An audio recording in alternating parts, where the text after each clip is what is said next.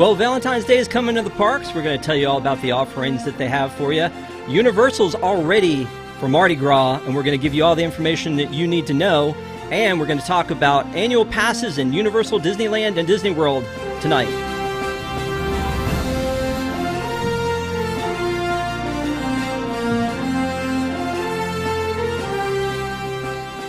Welcome to ParksCenter for February 6, 2022. I'm your host, Rob Whiteside. Thank you guys so much for joining us. If you have not already, please make sure to give us a thumbs up as it helps people to find the video, and also subscribe to WDWNT if you have not already. We have a panel of Disney experts all ready to go to talk to you if I can find them here. Boom, there they are. Mr. Patrick Hackett is with us. Hello, Patrick.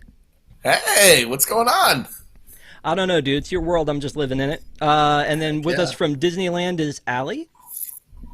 Hello, how you doing? And then down in that corner, Desi. Sivaco! Is it Sivaco? I don't even know what that means anymore. It doesn't even ring a bell. Doesn't even. Anyway, thank you guys so much for being here on the panel tonight. We've got a lot of Disney news to cover. Then we're going to go into some Universal news with Annie. And then we're going to come back and we're going to have a big discussion about annual passes, because I feel like that conversation comes up a lot about, annual passes and all the changes that have happened. So hopefully you'll stick around for that in our pressing issues segment. But first, let's talk about, my good friend Jesse, and Jesse's hallway, as I'm liking to call it. Originally, we heard that Jesse's trading post was coming, and then we already had this very lackluster gift shop, or I guess it was a modified break room that was at the exit to the Toy Story Mania attraction. So I'm going to say that it was a big tell to me when they made the announcement about Jesse's trading post that there was no concept art. I mean, we were talking about it. I was talking to Tom about it, and we were like, where could this go?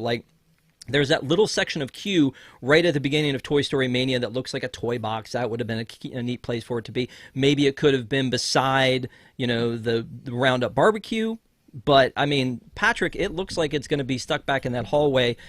This is a very scary little hallway, don't you think? I think this actually suffers from the problem of let's go back to the Tower of Terror bar idea, that this is entirely too small of a space to actually contain what they want to contain here. I have no idea why they're even doing this land if they decided to go as cheap as humanly possible with it, and maybe because it's supposed to be toys and Andy's backyard, you can get away with the cheapness. But it's sad. This is, Galaxy's Edge is right next door, and it just ridiculous what we try and pass off as quality. It's a small area.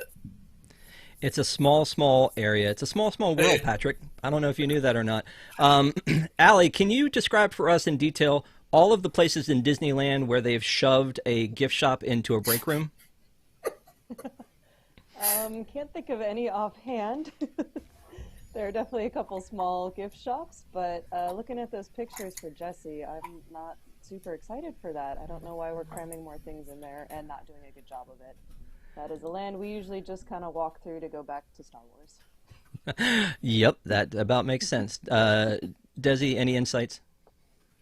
I am just excited that this will be in air conditioning and not outside with no shade. I mean, I think we've got plenty of shade at least to throw at this thing. I mean, it's really the dream of Toy Story Land is you're a kid in Andy's backyard and all of these toys, and that shouldn't give you a license to make things on the cheap. It really shouldn't. It was a lack of planning. There was that whole Alice Toy Barn. It was supposed to be at the entrance. I could have done a ton of things with it, and there's still probably places where they can add. If they can add seating to Andy's, I just don't know how that flow is going to be going in and out of that area, because it already flows terribly. It's like one of the worst sections of the park for traffic. It's one way in, one way out, and it's just a very uncomfortable area. I actually really like Alien Swirling Saucer, and I don't go on it that much because I don't want to go back there. Yeah. It gets all jammed up. Well, speaking of uncomfortable areas, let's move on to... What, Patrick? What did you... No, never mind. Let's not talk about that. Let's talk about this. There's more gold. More gold. They made these 50 statues. I keep saying 50 statues. They're 50 pals. They're not 50 statues. And now they've made all these different things that they want my money for. Right here, they're making statues, and quite honestly... When I saw this about the statues, they made these 4 statues, and for a half a minute I thought, oh my God, are they going to make 50 statues? At $100, I mean, a piece, that's $5,000 they would have to take. Then you've got these mystery boxes, which is just cruel because you buy the mystery box and you just don't know what's going to be inside. So if they're broken down, I think, into 10 in the first assortment that are possible in the box, then I got to keep buying boxes full until I get, you know, Tinkerbell. That's going to be a problem. And then that's not that. There's one other thing. There's a pin set that has come out, which is very much the same thing. So it's kind of genius and it's kind of cruel all at the same time that they have released this you know, the 50 gold characters, because I had to get all of the Happy Meal toys. So I did that, and thank you, Neko, for helping me do that. And then we also had to go back in and get these the medallions that we talked about last week and the 50 pennies. Desi, they are killing me with this stuff. Do you buy any of this, or am I the only sucker doing this? I have not purchased any of it, but I meant to ask Maddie before the show how many of those boxes she had to buy to get the full set to take that picture. Because I feel like they're just going to throw a whole bunch of Mad Hatters in there, knowing that everybody actually wants the Mickey or the Tinkerbell. And Dumbo's pretty cute too. Yeah, I mean the likelihood that she actually, and she's talking about our reporter, that she actually got in there and bought 10 and it ended up being the perfect 10. That would be very surprising. Reminds me a lot of Vinylmations. The difference is that most of the Vinylmation sets did not have 50 characters in them. Patrick, I mean, help me. That's exactly what I was thinking. I was thinking it's just like Vinylmation, but are they allowing trades? Is there an area you can trade them with cast members? This blind box stuff is great as long as you give people an opportunity to try and get what they want. I really think we should have allowed like trading wishables in the parks, but this is just crazy. The resellers and the people just grabbing figments. Man, I just don't get, if you don't buy from these people, then the product will just sit there and eventually they'll either have to bring it down or they'll, you know, just have to eat the loss. Don't buy from these people. It's so sad what's going on. I really would like to buy like 50 blind boxes right now, though. I mean, there is a thrill to it, like with Wishables. Yeah. But again, Wishables, it's a controlled amount per set, at least. And that way you've got another month to let your bank account breathe before you have to go deep into the next one. So yeah, for this one, this is a little bit scary to me. I really want to know, though, from Allie, why did they not do 65 of everything for Disneyland 65th? Because that would only be fair. That would have only been fair. I don't know if that trend had caught on during the 65th, or if there be 65 things to even do for Disneyland. But I think it's brilliant. I think people are going to have to buy all these. I think they will buy all of them. I think I did see when Maddie looked or was getting those that she actually said some of them weigh a little bit differently, so that might be a route to go if you're trying to Wow, secrets given away here only on ParksCenter. Yes. They weigh a little different. That makes sense because the Dumbo one should probably be a little heavier than the rest. Yeah. And they're all solid Maddie gold. Had to kind of jill the boxes. You know what? I saw it coming and I knew it was going to land. It was great. How do we take her off of here? Let me see. We could probably swipe her out with somebody else. We can make that happen. Let's move on to this motorcade. So the fun fact about Disney's Hollywood Studios is, and we learned about this during some of the WDWNT events where we have Imagineers and show producers come in and talk about things, is that it wasn't designed as a park for a parade. It was designed as a park for people to come in and learn about how the movies are made. So years later, when people are like, we want parades, we want this, we want that, they put in parades, and they're not, it's not easy to do. So usually it's like the Stars and Cars motorcade that we know. They've been doing these cavalcades with Mickey and the Disney Hollywood, the Mickey and Friends motorcade. And so it's this car, probably a rental, that just drives down through the park, and Mickey waves at everybody, and there are usually a couple characters following along as the cavalcade goes on. I feel like Allie's over here trying to make a phone call. But when we go through and see that they're taking this away, that's kind of sad. I mean, but it looks like they're taking it away, and the justification is that Mickey's returning to the red carpet dreams. they have parades where Mickey's in the parade and also in a meet and greet, Allie. Why would they decide that they needed to get rid of this and use that as justification? I don't know why they keep getting rid of any of this stuff. Like, we all like the cavalcades. I think the cavalcades are great. And, whoa, you changed my thing to California Dreamer. Okay. Just saw that. I don't know, it's sad. I think that the cavalcades are one of the better things that came out of COVID, and I wish they would keep these things because they're great. You don't have to get there super early to line up and watch it, and they're fun. It's sporadic. Yeah. I agree, but I feel like the reason they came up with these was because it was like a random thing, right? They didn't want to have people gathering. They didn't want to have any magical gatherings of people to spread COVID, and now all of these, a lot of these are on like time schedules, like the new one that just came to the Magic Kingdom.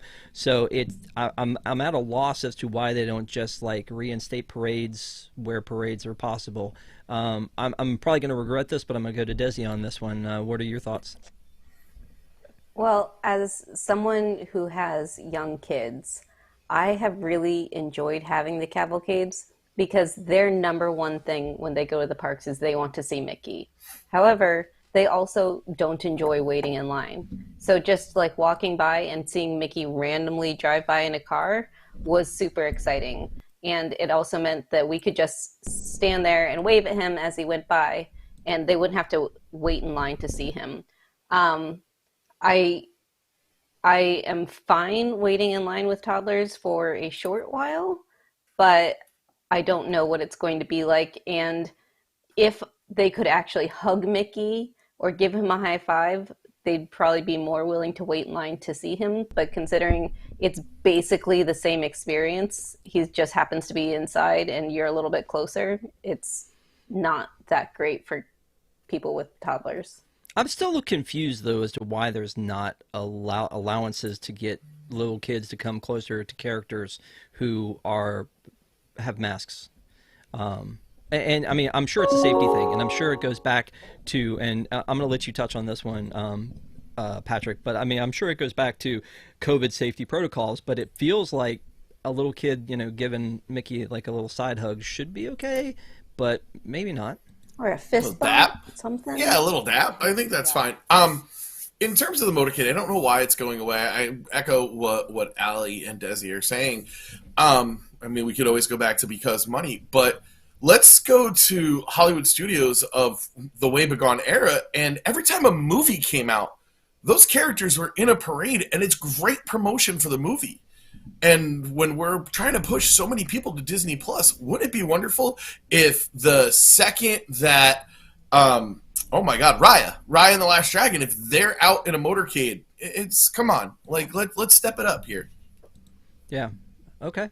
Well, I mean, if you could get on that sooner than later, that would be great, my friend. I'd appreciate it. No problem on it.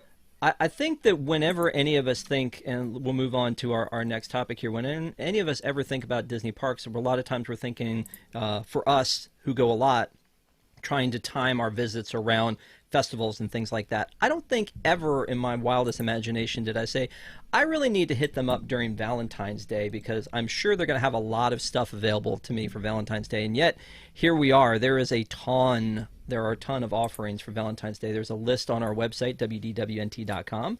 Check it out. Full list of Valentine's treats coming to Walt Disney World, including this coral reef flourless chocolate cake. Then we've got another list of all the things coming to Hong Kong, Disneyland, Shanghai, Tokyo, and Disney's Vero Beach Resort. Because when I think Valentine's Day, I think Vero Beach, 100%. And then we've also got a list of all the things at Disneyland. And I assume, Allie, you have tried each and every one of these Valentine things at Disneyland? I have tried most of them. Tom did cover a few of them when he was here last week. But the few things we had were really, really good. Disneyland does a good job doing a lot of stuff for Valentine's, which is fun for me as a local because it gives us something to go there for. But like they have a seasonal gray stuff that was really good. There was a Dole Whip that was fantastic. A huge funnel cake, a bunch of drinks at the Grand Californian. That gives people a reason to go there, and you don't even need a park ticket to go in and do some of those things. And Black Tap has a shake, so they do a good job with it here. I love that you used the words seasonal gray stuff. That's just a thing. I've tried so many of them. That's just what we call them now. We're enjoying some seasonal gray They stuff. always taste the same, but they're good. And it looks like most of the food is either cherry, cinnamon, Strawberry. or just red. Yeah. Like, what flavor is it? It's red. They just Or smack red velvet, some stuff on top of it. I don't know. There's a lot of stuff that looks cool to me here. One of my favorites when I go to Disneyland is always the beignets. So seeing this heart-shaped beignet, it's like, you know what? I was going to buy them anyway. I don't care whether they're Mickey-shaped, heart-shaped, peppermint, whatever you guys got. I'm going to be buying them. Although we didn't seem to like this so much. This I guess cinnamon candy churro. Candy. Did you? Tom did that one. That one didn't sound good to me, so I'm not sad I didn't try it. What about, there was something that I was looking for it here, the Cars Land, you auto be mine, this drink. Slush. Was that good? Yeah, Tom did that one as well. I don't really like the slushes unless I have to eat them, but he really liked it, so I mean, just kudos for the cool name on that one, but glad that Tom swung into town to save you from all of these things. That was very nice of yeah. That was super I was Christian of I had to do him. about So 10 things. yeah. The other thing that tips the scales here for me, and I've literally, and don't at me, I've never been to Gideon's. I want to. I've tried to get into Gideon's. Every time I get there, it's like, I'm sorry, we closed the virtual queue yesterday for today. I mean, it's just you can never get in. But it looks like they've done some rope dropped it. Yeah, great stuff here with this. First Oh of my all, God, it this looks so artwork good. is fantastic. So good. I love the juxtaposition of like a vampire for like Valentine's Day. These cookies are just, they look like they should be illegal. This Eternal Flame one and all that. But Desi, you said you've rope dropped Gideon's. Have you tried any of this stuff before? No, I haven't tried that. I mean, it looks delicious. If I lived a little bit closer, I would probably go more often. But yeah, I have gone to Disney Springs first thing in the morning and gone to Gideon's to make sure that I got my peanut butter cold brew before. Okay. Which, honestly, I like their cold brew better than their cookies. Their cookies look amazing. Maybe it was just the one that I had. But the peanut butter cold brew is where it's at. I've heard good things about cold brew. Also, they've got merch, and man, they really speak to me with merch. But this limited edition 3,460, I'm just racking my brain to try to figure out why. I mean, the Great Mouse Detective, I think, was like 1,340 or something. I think they're just messing with us. Wouldn't like 2,140 be a good one? Okay. Or like, sure. Yeah. Yeah. This is one of the things that Disney does really well, and I wish they would do more of. And I get mad every time you have me on here with Allie, because it's always like, well, we here at Disneyland do everything tremendously. And I'm like, yeah, that's good. This is what Disney should be doing. They should be pushing stuff at us at these holidays. I want Arbor Day treats. I want Flag Day treats. Give me everything. There's so many people who come to the parks multiple days. I can't believe I just saw my title. You're the worst. And they want to have a reason to come. Have a reason for somebody to get a park reservation at the last minute to come in. And man, it just looks so good at Disneyland. There's some great stuff at Disney. At Walt Disney World, sorry. But they always do it so much better, and we're going to talk about it more a little bit later on with their awesome After Hours event. Yep. No, I think I purposely do that. We get Allie on here to tell you how awesome Disneyland is, and maybe someday you'll learn. You're going to learn. Let's hope. Yeah. Speaking of that same thing, not Valentine's Day, but a lot of times these things like overlap. So I know that February is not only Valentine's Day, but is also Lunar New Year in California, is also Festival of the Festival of the Arts in Florida, and then it's Magic Key Celebration, which we'll talk about later too. But it's also Black History Month, and there are some things that they're doing for Black History Month, which I feel like maybe they did something last year, but I don't remember them doing a ton. of stuff last year for this, and so this is an amazing thing. I'm loving that they're finally getting in and doing something here for Black History Month. This is, it's very very literally the least they could do. But there is a lot of stuff that's coming out more so on the East Coast, but I think on the West Coast there's some stuff that they've talked about, Allie, for Black History Month there as well. Has that come out yet? I know we're early in the month. All that I've seen is they're doing a chalk drawing in downtown Disney. There's a lady working on that. And then they put up those walls around Earl of Sandwich and Starbucks. And they added some soulfully images to that. Those just went up a few days ago. Nice. Yeah. So, again, there's a lot of overlap. One of my favorite times, I think I've mentioned going to Disneyland, it was... I think it was Halloween and Season of the Force and the 60th anniversary of Disneyland, and it's just like there was just too much stuff for me to take in and buy, and but I was able to do it. I was able to go and spend way too much money that I didn't have. So thank you, Disney, for making that happen. The next thing is something that is really kind of more of a cast compliment at this point, because we were down on Disney in general, but just the corporate stuff. But for this, there was a special thing where the Jungle Cruise was down and the skippers decided to reenact the ride during the downtime. So if you got to the end there, rather than just the big bowl of disappointment of, hey, this ride is closed, move on, they were doing things like acting it out. We have the video on our website. They were doing the backside of water, etc. I love stuff like this. And in my head, the first thing I'm wondering is, like, did they just go, you know what? Let's not just stand around. Let's do something fun, because they passed the microphone to each other and went back and forth with it. So I wonder if it was something that was is in their playbook, or if somebody just decided, hey, you know what? We're Disney. We need to be better. Patrick, I'm gonna throw this one to you first. This really connects with what we're going to talk about right after this. And Disney should pay its cast members more because they do things like this. They think that working at Disney is a privilege, but you should pay more to get the best people out there. These Jungle Cruise skippers didn't have to do this. They could have just went on break. They could have went and sat in a break room that's eventually going to be a meet and greet or another store. And they came out here and they performed for people, and it's absolutely wonderful. This is the magic. This is what we talk about when the cast members are the magic. It's so great to see. And I don't know if it's in their playbook, if a manager called it, or just the rank and file did, but kudos to them. I think it's really a great job. Also, just recently, the Keys to the Kingdom tour got back going, so I'm really excited to have that. Those are some wonderful cast members as well. So just good job, cast members. Yep. Allie, do you see stuff like this at Disneyland? Yeah, take that, Allie. Ooh. Wow. Got him. Okay, I don't even...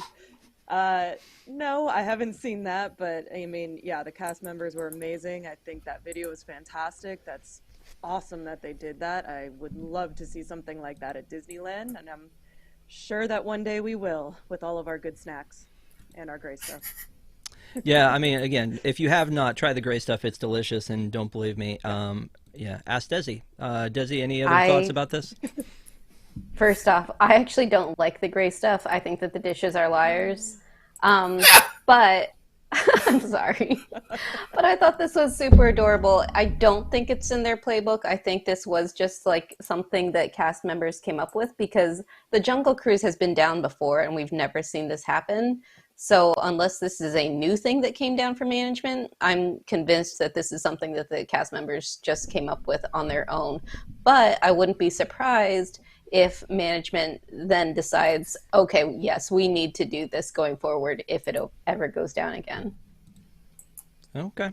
I, again, love seeing stuff like this, and I think it's what makes Disney so magical is we, see them go above and beyond, that they are cast members, they are not employees, that they are, they're part of what makes the magic, and we've droned on and on about that, and we'll continue to on this blog, but we really, appreciate everything the cast members do, and when they go that extra mile, it really shows a huge difference. And so, again, to any and all cast member who watch WDWNT or read the blog, we appreciate you and thank you for everything you do. So moving on to the next, there's more about the Halcyon, and I know you're going, hey Rob, this is it. We've had it. This is enough. We're not spending the money. We're not going to be there on the first flight. We don't want to hear any more about it. Well, buckle up. You're going to hear some more. We're going to talk a little bit about the fact that they're having a hard time getting people to work at, especially wait staff due to, it says, wages and other concerns. But one of the things, and you can see it when you look at this this picture, and I hadn't really thought about it until Tom mentioned on WDW News today, is that there are no windows.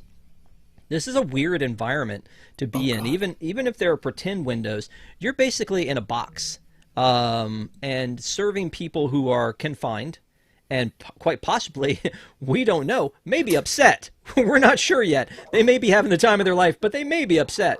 And then on top of that, it's a fixed price, right? It's all inclusive. So you'd have to go out of your way to tip. So it really is one of those things where if you work at the Brown Derby and you bring extra bread, you may see an extra tip. Or, if the tickets are that high, you got a lot of high rollers that don't mind tipping, you probably are going to make more money doing that than you will over here. So I think that's the challenge, is people don't want to go over here because they're not going to necessarily make the money, which then also means that your deluxe experience that you have been touting may not be a deluxe experience at all. Anybody, let me, wait, put that, stop, dude, no, put that down. No, just imagine you're out and you're just trying to wait tables and you have a doofus like me with this and just, flailing it about, young Padawans running around. How do they think they're going to get people to work here without offering them a comparable salary to what they're going to have to deal with? And I didn't even realize the no windows. When your shift ends, what if there's not transportation, quote unquote, off planet to get you off after your shift ends? You need to pay people more because you want them happy to give your customers, who seem already pretty angry at you, a great experience. So, you got to deal with this. You're going to have to deal with a dummy like me. Pay the people. Okay. Well, after the post show, let me explain something to you about the whole off-world thing. It may shock you. I don't want to say it on here, but I don't think they have to worry about getting back to the planet, is all I'm saying. So we'll talk about that later. But let me move on to this, which, again, something that never even occurred to me is that, you are going to have an experience where you do an excursion to Batuu, and when you get there, you actually are going to have a lightning lane, but it's going to be as an experience redemption, meaning that you don't have to wait for a time. So this is like a foreign version of the lightning lane that I don't think we've seen before, and people who have these trips planned are already starting to have these show up in their My Disney experience, which is kind of cool. And again, I feel like this is something they should definitely get. Desi, I don't know how invested you are in this whole thing, but don't you think this is only fair? I'm invested because I'm hoping that Tom will eventually concede and let me go to review it, but I don't think it's going to happen.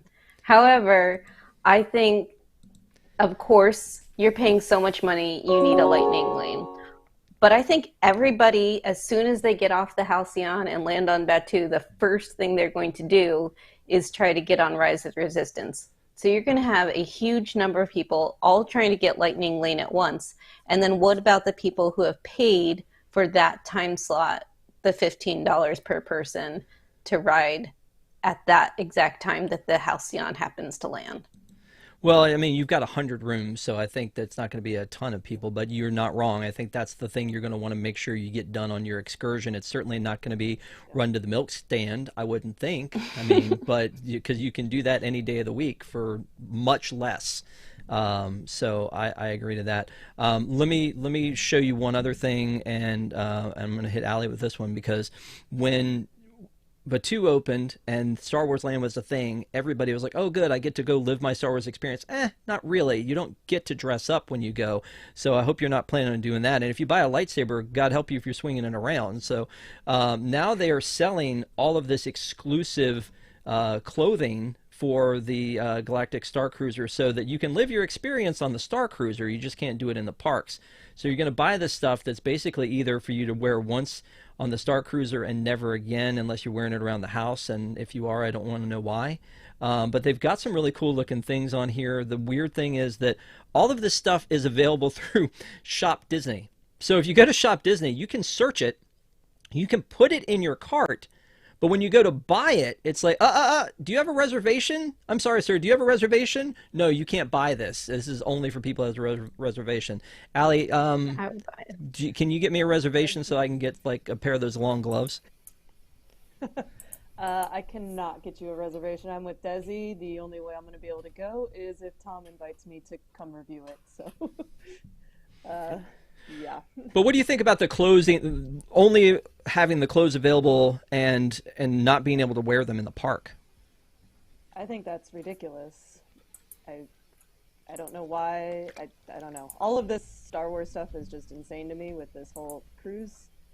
And those people should be allowed to wear them in the park. And for the money they're spending, they should be allowed to go on a ride and pretty much do whatever they want to do. That's the main reason. Yeah. Well, and I assume that anybody who comes in wearing, like, is on the Starcruiser will be able to wear their stuff into the 2, which again seems very unfair. But as the person most likely to cosplay, Desi, what do you think? I have cosplayed and gone to the parks, and nobody has stopped me. Maybe it's because I didn't go like as Rey, but I definitely, when I was pregnant, dressed up like Senator Amidala from Revenge of the Sith with like the off the shoulder like cream colored scarf with like a brown belt, and did that whole thing.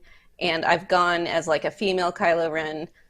If I'm allowed to do that, I don't understand why they wouldn't be allowed to, you know, wear that on the ship and then have to change to come on planet.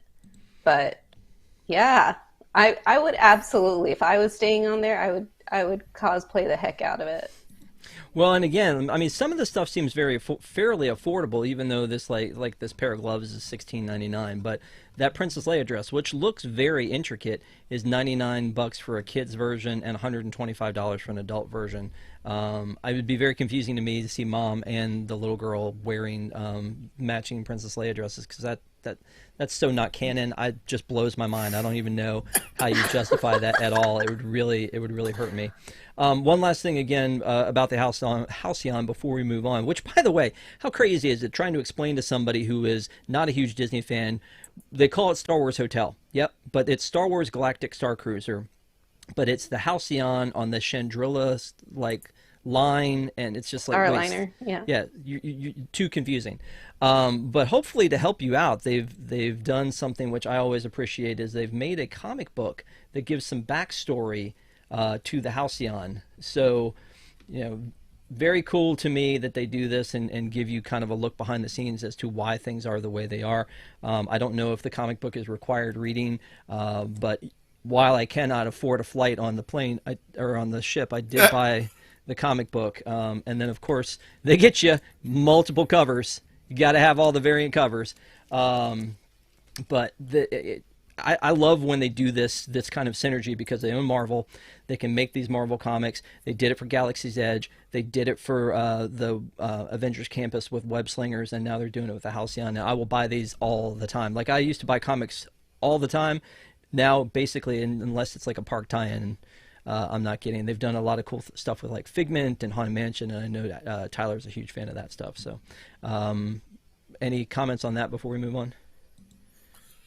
It's nice that they bolded everyone's name that might be like remotely important to the storyline of the Starcruiser. It's like, yes, these are the names that you might need to know. I love when they do this stuff, just like you. I have the whole series of Figment. It's a really great run. Jim Zub should be given a Figment movie. He's tremendous. Some of the other books were good. The Big Thunder Mountain I liked more than I liked Haunted Mansion. But this is stuff they should be doing. You got Marvel, make comics. Yeah, and the Tiki Birds. I think I may have been the only one that bought that one, but I didn't miss that one, yeah. Yeah, so thank you. We had a super chat from Alex. Thank you so much. Disney will create a second Star Wars land. Had one back from Stephen Crawford as well. Said that Downtown Disney also has Project 21. It is a black-owned business selling packaged alcohol, and the name comes from the black stock market that crashed in 1921. Yes, yes. Thank you so much, Stephen Crawford, Stephen, for doing that, for pointing that out. And yeah, that story we also had on WDWNT.com if you want more information about that. A very cool story. So then moving on to our next topic is, I'm calling it map merch, but it's really kind of funny to me. how crazy people are going for this. So obviously with 50th anniversary of Disney World, there's the Vault Collection. And in the Vault Collection, there was a map, which, by the way, sold out like that, and I don't have it, and I want it, and it was like a retro, park map. They used to make these cool park maps. They would unfold. You could use them, like, I guess, as a poster or maybe a tablecloth. They were huge.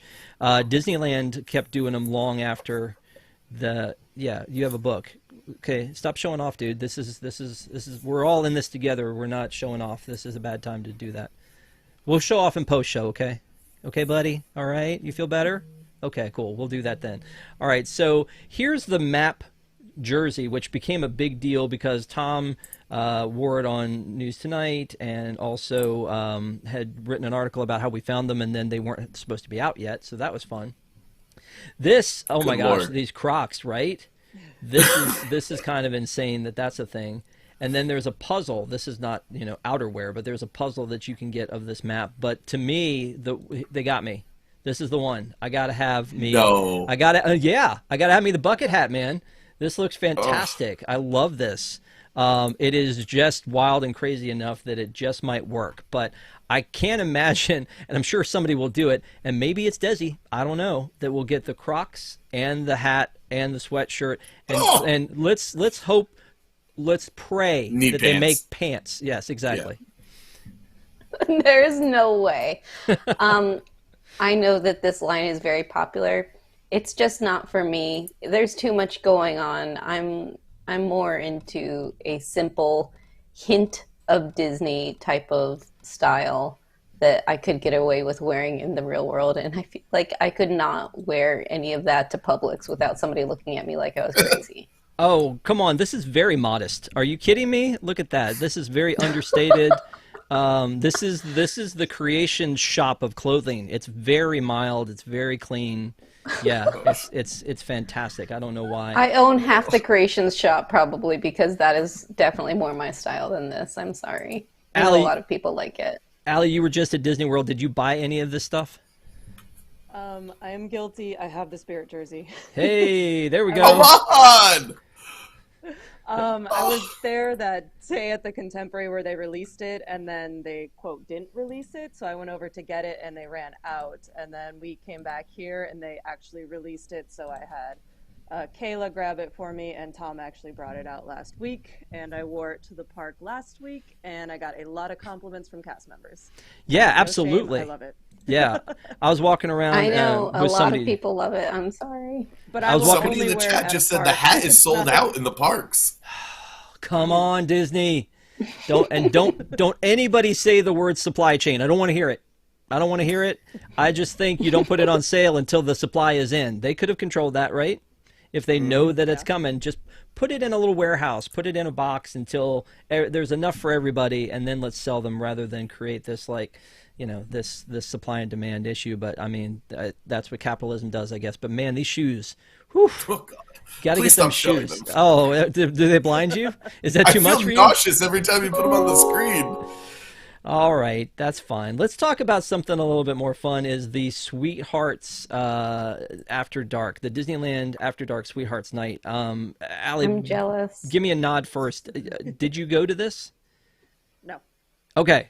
So we're all just going to talk about this and wish that we had been there. But I know that as you make Patrick jealous about everything that happens at Disneyland that doesn't happen at Disney World, that you've been to a few of these After Dark things. And this one, when I went to look at the After Dark events, it was after we had announced that they were coming. And when I went to look at them, Sweethearts was sold out, and so was Star Wars, but there was still some space left for Villains, and then Villains was sold out. So I think they're all gone at this point. Yep. Yeah, so the Sweethearts, though, this looks amazing. Some of the things, again, that Disneyland, kudos for doing.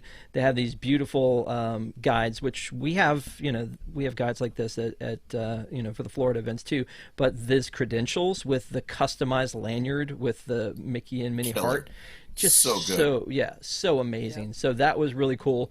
And then a ton of photo spots, which were like this whole Together Forever one. And this one, which, That one's hilarious. yes, absolutely. And, I love that one. with the Plaza restaurant being right behind it, it certainly looks like it could be Tony's. I don't know. I mean, that's a thing. So it could temporarily be Tony's, but that's really, a neat one to see. But to me, these photos, I guess, experiences, like Mary and Bert, and then this was Naveen and Tiana, and then Bernard and Miss Bianca. But I love that. But this one, There it is. woo, That's the money. That's the one right there. Being able to see Milo and Princess Kita in some outfit that looks really more like her dad's cloak than anything I ever saw her wear in the show or in the movie. But this looks like an amazing event. I think there are only a couple more of these left. Are you going to any of these, Allie, or are you holding out for something else for the After Darks? I'm not going to any of the Sweethearts. I did buy a ticket for the first night of Star Wars, so May the 3rd, I will be at Star Wars. I looked at the villains, but it looked like it was Oogie Boogie Bash without the Villains Grove and the parade, so I decided to skip that one. But the Sweethearts look super cute. Yeah, I'm a little jealous I didn't go. So a couple things about that. One is I think that people are saying that because the other two were in Disneyland Park while Villains is at DCA, that may have been one of the reasons people really kind of shuffled in to buy this. The second thing is, do you believe that for these hard-ticketed events that we're seeing a lot of California locals who didn't want to buy into the new Magic Keys, and this is their opportunity to go in? Smart. I think yes and no. Because you can still buy the Magic Keys, you just can't get the Dream Key. Oh, I know that you can get them. I just wonder if this is them going, no, Disney, we're not going to do that. We'll just wait for a hard-ticketed event to get our Disney on and, reserving it for that. I think yes and no. I think it's just a lot of people think it looks cool. They want to see rare characters and do the really neat photo ops and try the weird food and just have a nice night at Disneyland. The rare characters thing, if you've got the rare character outfits, and Jenna's coming in for her shift anyway, why does it matter if she's one or the other? I don't know without, any of that. And Patrick, your head's about to come off of your neck. What are you thinking over there? Why do we have these things that they can quickly produce them and not use them? Especially where we've moved to the character sighting, which I agree with what Desi said earlier. It'd be great for us to be able to get more up close and personal as things improve. But if people are just walking out onto a trestle somewhere, just give me a random character. It's why just stick with the basic? Let's get crazy. You want to get nuts? Let's get nuts. Okay. Yeah, I agree. I think it just feels like maybe a lot of times Kronk and Yzma, Well, and to Allie's mentioning of Oogie Boogie, that was one of the coolest things to me was the characters they brought out. Sid, I mean, what the heck? That was amazing. Characters from Robin Hood, just so many cool character interactions that you had there. And even though you couldn't give them the fist bump or hug them, it was really cool to be able to see them, and they were just on. They were just on 100%, and it was really neat. And I just would like to see that. I know we did that. There was a Forgotten Friends thing that they did a while ago. I think that we talked about that a little bit last week on ParksCenter because our friend Stephanie had some insight into that. But it just seems like one of those things where the people who come in the park, they're huge fans, and why not expand your IP past, Mickey, Minnie, Chip, Dale, Pluto, Goofy, Daisy, Donald, right? Because, how many outfits do Chip and Dale have? 90 each, right? So, anyway, I just, and then, again, nothing against the boys because they are great. I just think that it would be nice to see us mix it up a little bit. And Disneyland, again, has a history of doing that. When Goofy's Kitchen was in full swing with characters, I remember going to that, and it's like, oh, who's going to be our characters? It's like, here's Aladdin, and then here's Baloo. I wonder if somebody was like, we want Aladdin and Abu, and somebody heard Baloo, and then was like, Baloo? You want him in there? It was just the weirdest mix of characters, and I was there for the whole thing. It was so awesome. Anyway, moving on to the West Side. Poor West Side. I mean, for those of you who know Downtown Disney, the end that's closest to Disneyland Hotel has been up under scrutiny for so long about things that may or may not happen. And I believe it was at Destination D23 where they made the announcement that they were going to do this to that area and make it, I don't know what they're planning on making it, but just sort of more of a wide open park type concept. Rather than what it is, because there was a time where they were going to make this really cool hotel, and then they were like, no, we're not going to do that. But they had already closed down the Rainforest and the AMC Theater, and then Earl of Sandwich, I think, was closed and then reopened. And so now, and I think Allie touched on it a little while ago, that they put up some walls around what was the old AMC. That was a big structure there.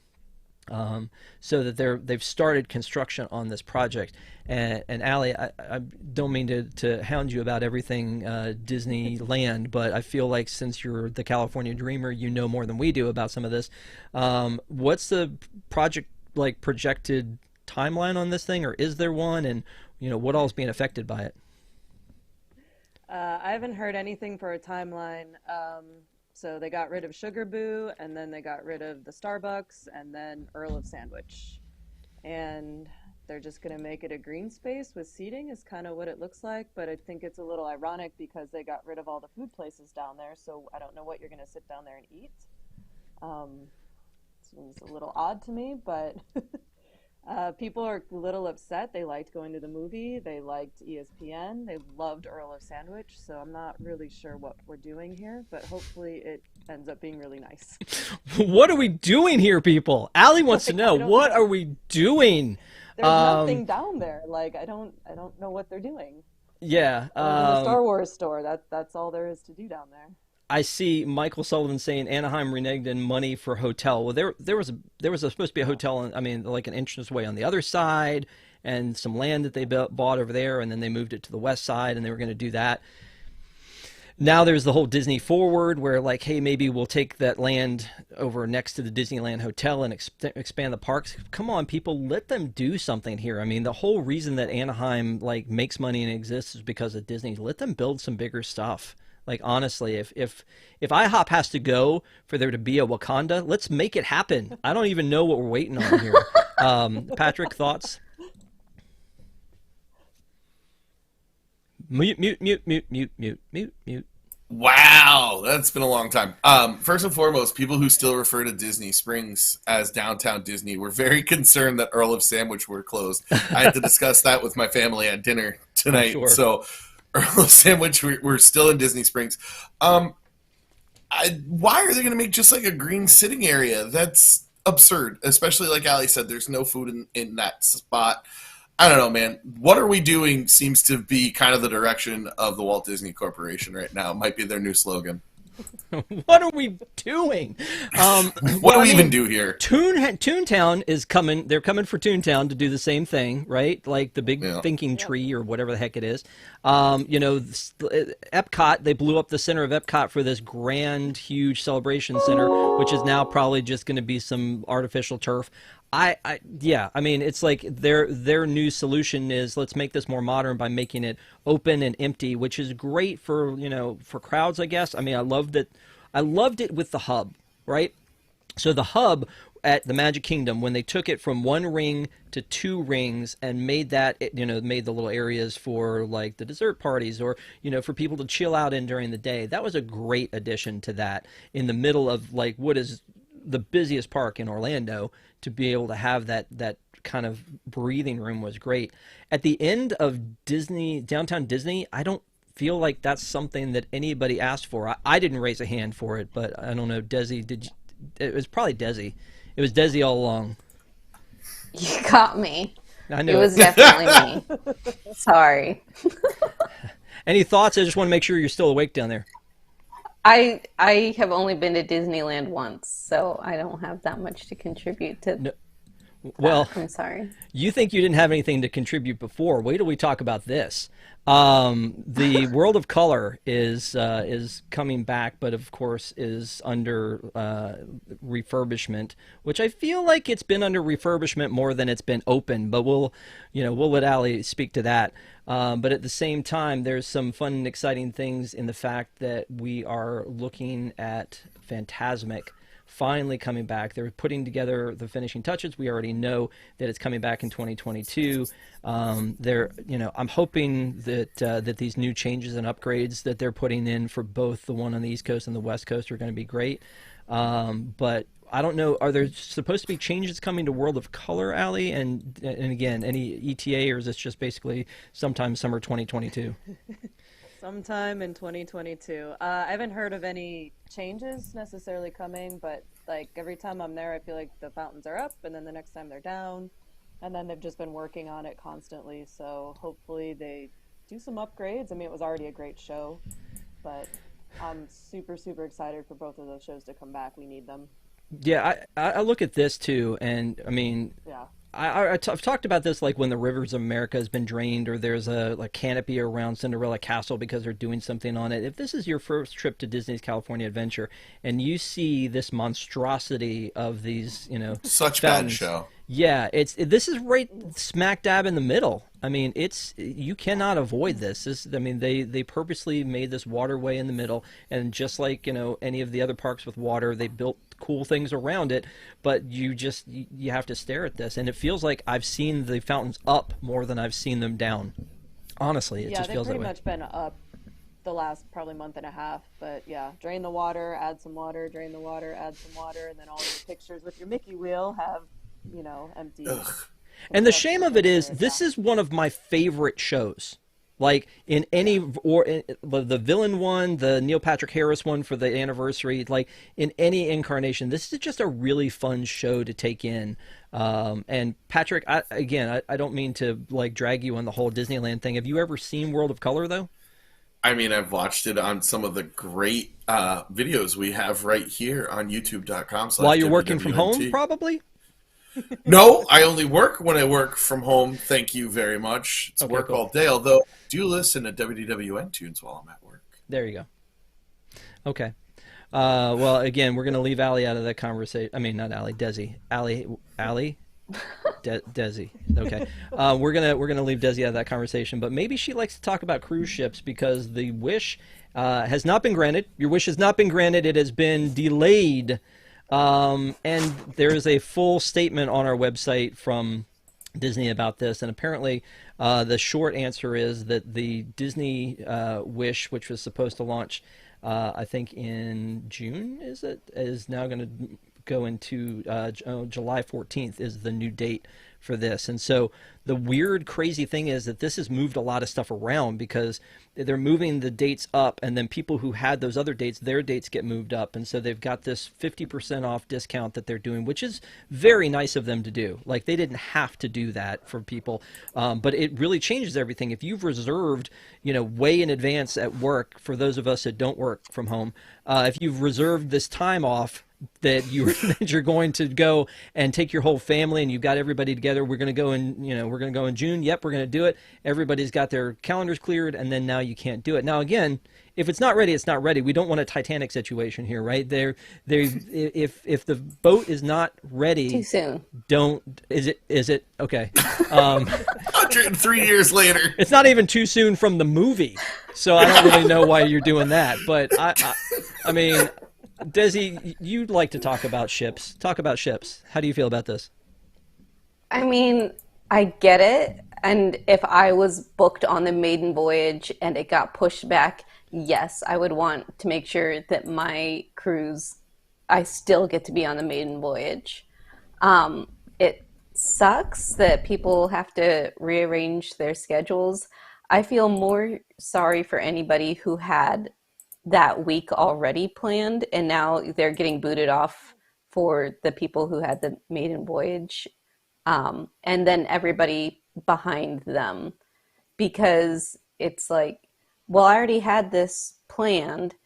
When I had my cruise planned for October of 2020, it was basically just canceled, and then they gave me 125% credit to pick another date. So I just picked October of 2021. And I'm not sure why they didn't do that again, where they just said basically to that maiden voyage, the people who had the July 14th date, like, I'm sorry, this is canceled. These other people have already been promise the maiden voyage, and then cancel everybody after the maiden voyage through that week and just give them a credit. But to just like push everybody back several weeks seems crazy, because that's a lot of calendars that need to now be changed. But you're on mute, first off, and I think that, you know, I don't know what the better option is. Yeah, I was going to say that I think that that you would think they would just take that chunk of people who were there and they would reschedule them, till later. Or maybe there's a lot of openings all of a sudden on the Starcruiser. Maybe they just move them to the Starcruiser. Different boat. Yeah, exactly. If we can't make the Wish, you can make the Halcyon. You know, I don't know. I did see Dawn in chat said if I hear Maiden Voyage, I go right to Titanic, and Dennis says Disney does not have that James Cameron IP, and they're talking about Avatar. They just went way off track after that. So, all right. Well, I appreciate you guys talking about Disney news. We're going to take a quick break, come back and talk a little bit about Universal and the Mardi Gras celebration that's going on there right now with our good friend Annie. And then we're going to be right back here to close out talking about annual passes. So don't go anywhere. We'll be right back. And again, please make sure to like and subscribe if you have not already, and we will see you in a bit.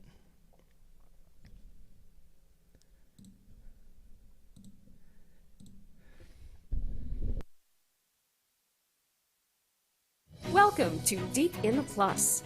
Each week, join host Rob Whiteside and a panel of Disney superfans as they take a different movie or TV show from the Disney Plus catalog, tell you its history, details, give their review, and let you know if it's worth your time. Current shows, classic movies, and everything in between. Watch Deep in the Plus live Tuesday nights at 9 Eastern for new episodes. Or catch Deep in the Plus anytime on YouTube at unplannedDowntime.com.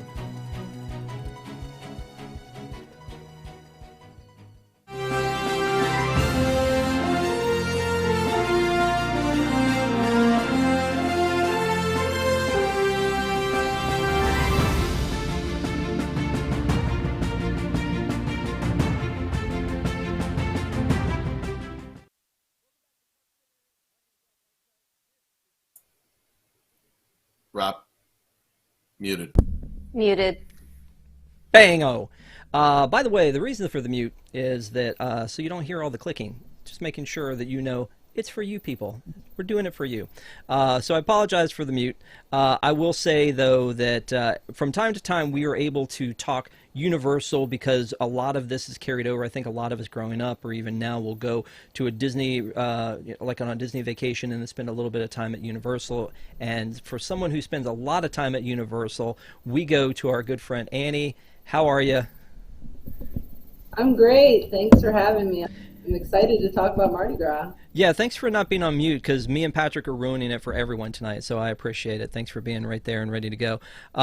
Yeah, Mardi Gras is a thing that I got to go to for the first time last year and experience, and it's kind of amazing, and I love how Universal kind of owns Halloween, and now they own Mardi Gras, and they really just do it up. I don't know, what's your favorite tradition about Mardi Gras? When you know it's coming up, what is the thing that you're looking forward to the most? You know, it's got to be the parades and the beads.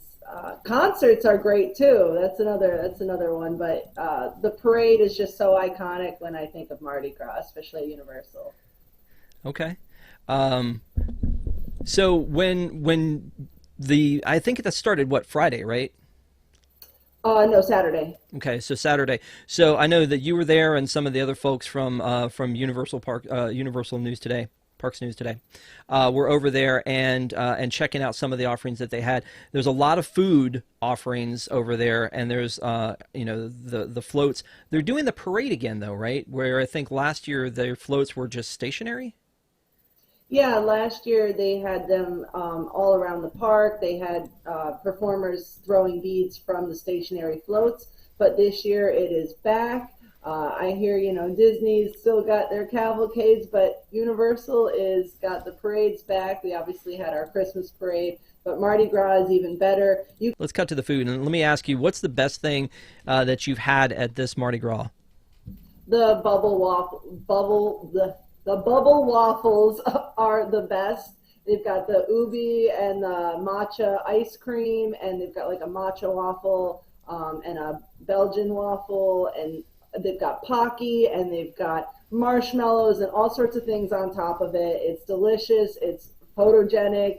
I think that was probably the most memorable thing that stood out. That whole booth, the booths all have like very interesting kind of theme names that you don't see them anywhere on the booth, but I believe this one is Fusion Planet something or other. Yeah, so they have like a carrot cake concoction that tasted like almost like a frozen butter beer with like the ubi ice cream inside of it. They had like a coffee drink as well that was alcoholic. That was definitely the booth that stood out the most to us. So when I think, like, I've spent some time in New Orleans, I certainly am not a Mardi Gras expert, but when I spent time in New Orleans, the thing that I became addicted to was king cake. And looking at this one, this looks kind of fantastic. I don't know if you had a chance to enjoy any of this king cake, or if it's as huge as it looks. It's bigger than a donut, I assume? That king cake is massive. I think we had like 6 or 7 people with us, and there was no way we were finishing it. I think, you know, you really need a big group. That's not something just one person can order. But last year they had like a king cake in the tribute store that was really bad. This has redeemed them a lot. And there's a baby in it. So there's a, you know, a label for the choking hazard on it. So if you put that baby right on top, you can't miss it. For generations, they've never had warning labels on it. You just don't know what you're getting into when you eat into a king cake. So, but I do get why a corporation like Universal would do that. And then very authentic to New Orleans is the crawfish. This looks legit. I mean, it's got this, like, you know, kind of like fishing net type of thing around it, but this looks like a above and beyond anything that I've seen at Disney as far as like the theming of a plate and how accurate it looks with the seasoning on it and the whole deal. Did you try some of that? Yeah, the prices are great. The portions were good. That booth had one of the longest lines. I think that might be one of the most popular items is that boil. And well, they got obviously traditional. I was going to say, they got the boil, the king cake, and the beignets. I don't know why I would go anywhere else other than that one. That definitely seems like it. I also love, in looking at some of these pictures, that there was so much in a booth that y'all had to have like 18 people holding stuff out over the water here to get this picture. But that's the bubble waffle that you were talking about? Yeah, that's the one I definitely recommend. And those also in that photo are the crab stuffed beignets. And they have like a Cajun sugar on top of them. We had mixed reviews. I liked them. Jill liked them.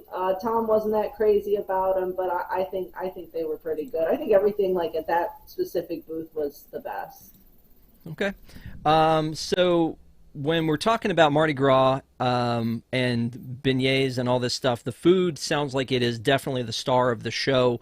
There was last year. There was some sort of like a pass you could buy. Do they still do that, or is that not a thing they're doing this year? So this year's a little different. A lot of people are very upset they're not doing the tasting lanyard. Last year it was like a set price, and you got either 10 or 15 items depending on which one you purchased. This year instead they're doing a food and beverage card, so you can purchase a $150 value card for $120, and that's not only good at the Mardi Gras booths, it's good at all Universal-owned locations, so you can use it at Islands of Adventure, you can use it in City Walk at Universal-owned locations, other restaurants inside the park. There's also a smaller card, and I believe it's something like 90 for 75 or something like that. It's just a small discount. You also get to use your annual pass discount on the food. So it's different than the tasting lanyard, but if you're going to be getting Mardi Gras food or even coming back to Universal, the card never expires. So it's something I definitely recommend picking up. Even before Mardi Gras ends, I'm probably going to buy a couple of them and just use them like for my lunches and stuff, just knowing I got a little discount ahead of time. Okay, charge them to Tom Corliss. So the other thing about the food, before we wrap up on the food, is being from, like, I'm not from Nashville, but I'm in Nashville. seeing Nashville hot chicken mac and cheese, I get a little judgy because I feel like nobody quite does Nashville hot chicken outside of Nashville quite right. Did you try this Nashville hot chicken mac and cheese? I have eaten that chicken mac and cheese more times than I want to admit. It is one of the best things Universal has. They had it for the holidays, so I tried it first then, and I frequently stopped there for my lunch, and I was very happy to see that carried over into Mardi Gras. They changed a couple of things on that food truck, but that is spicy, delicious, must have, and I hope that it stays even after Mardi Gras. But I'm not quite sure how authentic to Nashville it is. I can't, KFC, let me just say KFC has not gotten it right. That's what I'm going to put out there is KFC has not gotten it right. But when we go to the festivals like the Food and Wine and the Festival of the Arts, we see all these food booths, and they don't change much, but sometimes there's some that are very Instagrammable, etc. This looks just like some amazing food. I'm looking at this and I said I was going to end, but I can't stop looking at this food. Chicken and biscuit with red-eye gravy. This looks just obscene, honestly. I mean, if I'm being honest about it, I don't know where you would start with eating something like this, but it looks fantastic, and again, very unique. It's not your typical burger, pizza, whatever else. It's they've variety is crazy here.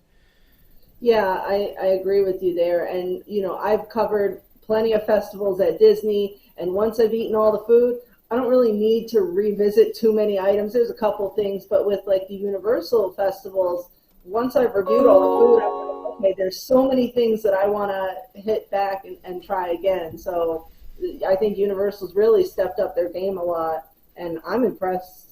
Yeah, and I'm looking at this map that we've got on the website of at universalparksnewstoday.com of all of the booths and where their locations are throughout the park.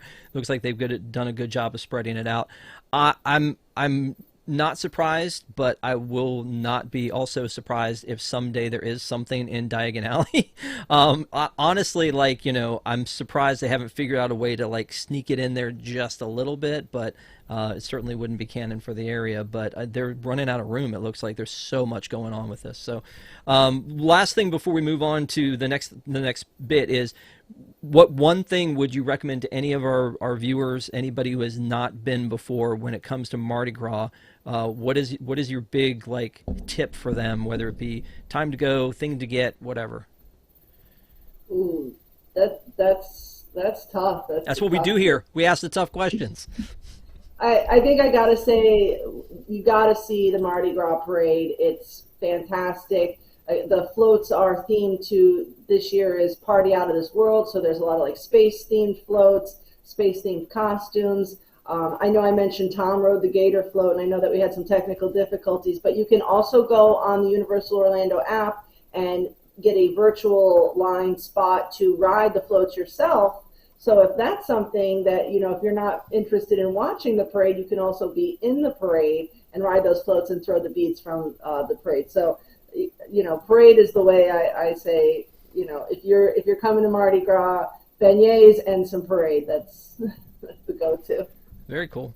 Let's fly through some of this other stuff because, again, I want to share some of this information because while we got you on here is the tribute store. So the tribute stores in general, the first time I ever heard of them, and maybe I'm off on this, they've set one up for the anniversary of Horror Nights during COVID because they had all this merch and they set up this tribute store. And they're amazing because they have all these props and just themed rooms and everything. Was there a tribute store of any kind before the anniversary one? How long have they been doing tribute stores? A long time. I think the very first time I ever went to Universal in maybe 2014, I remember going through a tribute store. Now, I didn't know exactly what it was. Everyone's like, you got to go in here. We got to get pictures. There was a Michael Myers. So that's been the Halloween Horror Nights tribute stores have been a tradition for years. Maybe this is the third Mardi Gras tribute store they've ever done. And this past Christmas was the second Christmas holiday tribute store they've ever done.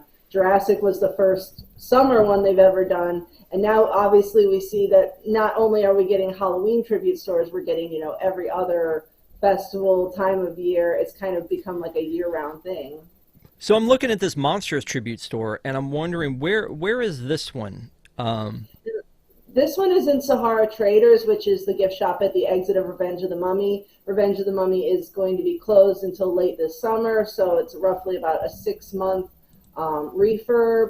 And so to bring people into that shop, they've given it like a little makeover. So it is a Monsters Tribute store, a smaller version than the Mardi Gras Tribute store, but there's photo ops. I mean, the music is amazing in there. There's so many things. There's a caricature artist.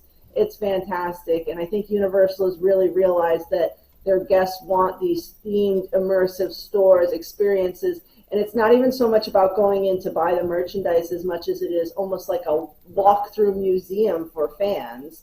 So much different from, I don't want to, throw some shade, but, Disney, when they're just, gutting everything that we love out of these stores and they're so sterile. And then Universal's like, let's find every kind of piece of nostalgia we can. We're going to put them in the store. I have, creative people will stop me and they'll say, oh, these lights were from the Jaws queue. This was in this, and it's so cool as a fan to walk through these stores that, it's not even about the shopping.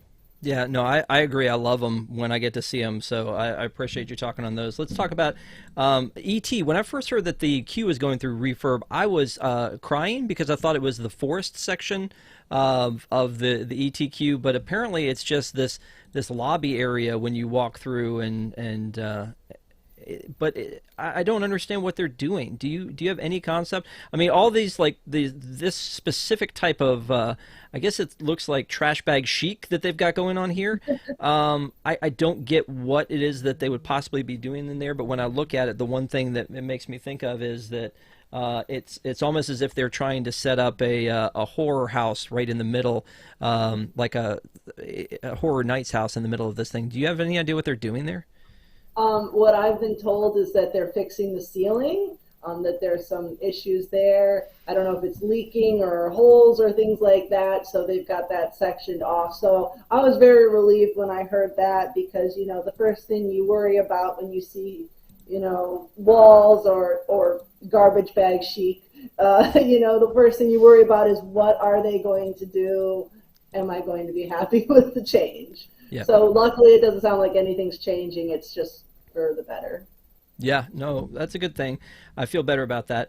And finally, there was this thing where the heroes of Marvel Superhero Island would come in on these very cool motorcycles, 3 wheels for their safety, and that is back. I don't know why it took so long for that to come back, but have you gotten to witness it in person, and is it as cool as ever? I have. It was even more amazing. A lot of times I go to the park and I know what's happening and I know what to expect. And I just was walking through Toon Lagoon and came around the corner into Marvel and they were putting up some rope and I thought, are they about to have like a construction vehicle drive through here or something? They had people getting on the sidewalk and then all of a sudden I realized what was happening. And one of the team members, the team members were very excited to have it back too. And they said it's been 688 days since they've had the motorcade out. And so that was their first day. It was great to see them. They ride through the streets, they stop, they park, they get out, they meet and greet with guests for a while, then they get back on and they leave. And they do it several times throughout the day. But it was exciting because it's just that, step back towards normalcy, something that it's good to see things coming back. And, I think Universal's brought back the most stuff in the shortest amount of time. So it's great. Again, parades, motorcades, meet and greets, everything. Yeah. I'm very excited to see this stuff coming back. And it's one of those things where Universal was one of those where when the parks first opened, they were the first ones open. They never had park reservation systems. They seemed like they were the back to normal faster than anything Disney did, and so it's surprising to me that it took this long for that to happen. Yeah, but it's great. I'm happy every day. I go back and I see a little bit, just getting back to normal. And like you said, they were the first ones to reopen, and they've made a lot of that first big step for each kind of milestone along the way, and I applaud them. Yeah. Okay. Well, thank you so much for talking about that. I appreciate it. I think instead of going to commercial break, though, I think we want to start our conversation just for time's sake, although maybe we'll take a quick commercial so that we can get our good friend, oh, there he is. I was going to say Patrick back because Patrick was scaring the heck out of me because he was gone. But I'm never gone. Thank goodness. So let's roll into this. Into our final thought on annual passes, because it's something I want to talk about for a long time, and that's why we've got Allie with us. Who has the Disneyland pass and a Disney World pass, just so you know where we're coming from. We've got Patrick and Desi, I think both just have Disney World. Is that correct? And then I can't point that way, but Annie has a Universal pass, and I'm the only idiot who has all three. But it's ridiculous. It's absolutely ridiculous that I would have all three because I live in Nashville, but I have one to Florida, California, and another place in Florida. It's very strange. But sometimes Dollywood? Yeah, you need to get a Dollywood one. I had one. Nice. Matter of fact, I may have it in my wallet. I'm gonna go through and find out if I've boom, Dollywood, or there it is right there. Yeah. Wow. But here's the difference. Dollywood, I bought the highest one they had, and it was like $220. So it's not. I used to have a Dollywood one too, if that makes you feel better. I mean, I don't feel bad about it. You don't need to make me feel better. I'll give all my money to Dolly. She's great. So when we were talking about, again, when the parks first reopened and we were talking about all the good things that were happening with the pass holders at Universal, I know that Jason especially liked to get on the soapbox and talk about the fact that Universal was doing all of these wonderful things for their pass holders, and Disney, famously had Bob go in and say that that's not their most coveted.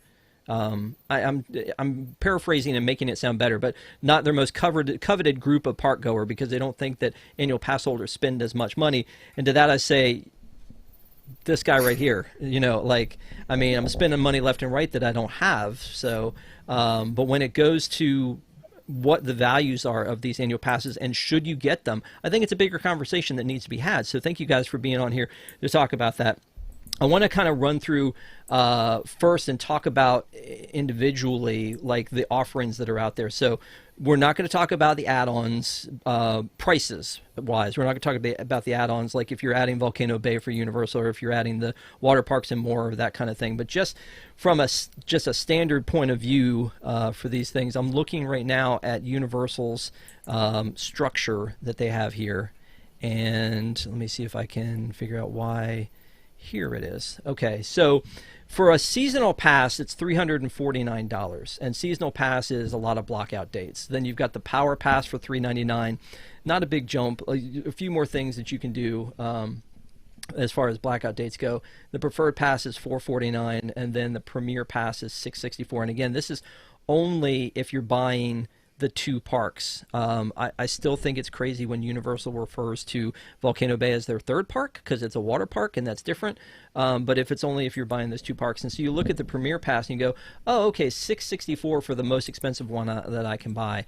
That seems like a lot of money. But then Disney says, hold my beer. We've got these passes, and you'll notice that they are unavailable in a lot of these. But if you look at the Incredi Pass, which is their highest, it's $1,300 for their most expensive one, which again, they've got 4 tiers of them, and a lot of them have to do with blackout dates, which is so very 1990s cell phone plan of them to have these blackout dates, right? Like you can only use it on nights and weekends with friends and family who are in the 30-mile radius and yada, yada, yada, and don't forget to, use your Nextel. It's just very, very strange the way that that's all set up. And again, you go, well, wow, $1,300, and then Disneyland goes, no, we've got this other one that's actually $1,400 for the Dream Key. All of your dreams can come true at one low price of $1,400 for the Dream Key. So, but there are different levels and things that are mixed in here with that. So honestly, the first thing I want to say is I think that Universal is its own situation, because you've got about 20 attractions, give or take.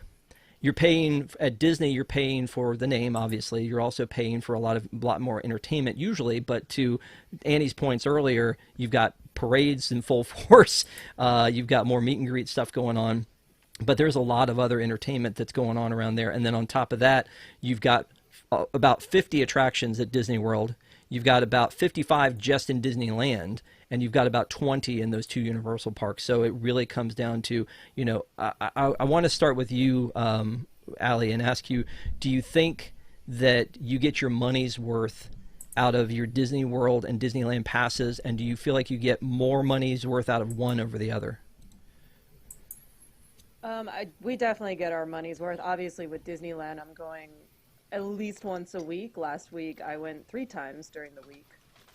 So, I mean, if we even just go once a month, it more than pays for it. And with parking at $30, the Dream Key more than pays for itself. And the discounts we get on food and merchandise and whatnot, as a local, I feel like I definitely get my money's worth. For Florida, we usually spend at least 2 weeks there in August, and then we just went a few weeks ago for another week, so we actually got 3 weeks out of our pass. So when I did the math, I think it was at the time, if we spent more than 10 days in Florida, it was worth it to get the pass. Because you get the hotel discount and the food discount, and I don't buy a ton of merchandise, but when I do, buy my Ugly Spirit jersey, I get a discount on that, so... So now you're making me feel bad. So wait, let me ask you this about the Spirit jersey. You should feel bad. Let me ask you this though. I don't believe, and I could be wrong, that the Disneyland pass gets you a hotel discount, does it? They occasionally will run discounts on that. I don't really look at it because those hotels are so ridiculously expensive that even with a discount, I still wouldn't pay for that. No, I get it. Occasionally they do run pass holder discounts for those. Now, Annie, I know that they do, I feel like, pretty great discounts for hotels and Universal.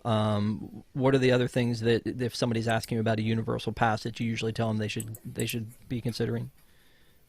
The top one gets express after 4 o'clock, so that's a great thing. Just having that express access, that's a benefit in itself. And then the valet parking, you can't beat that.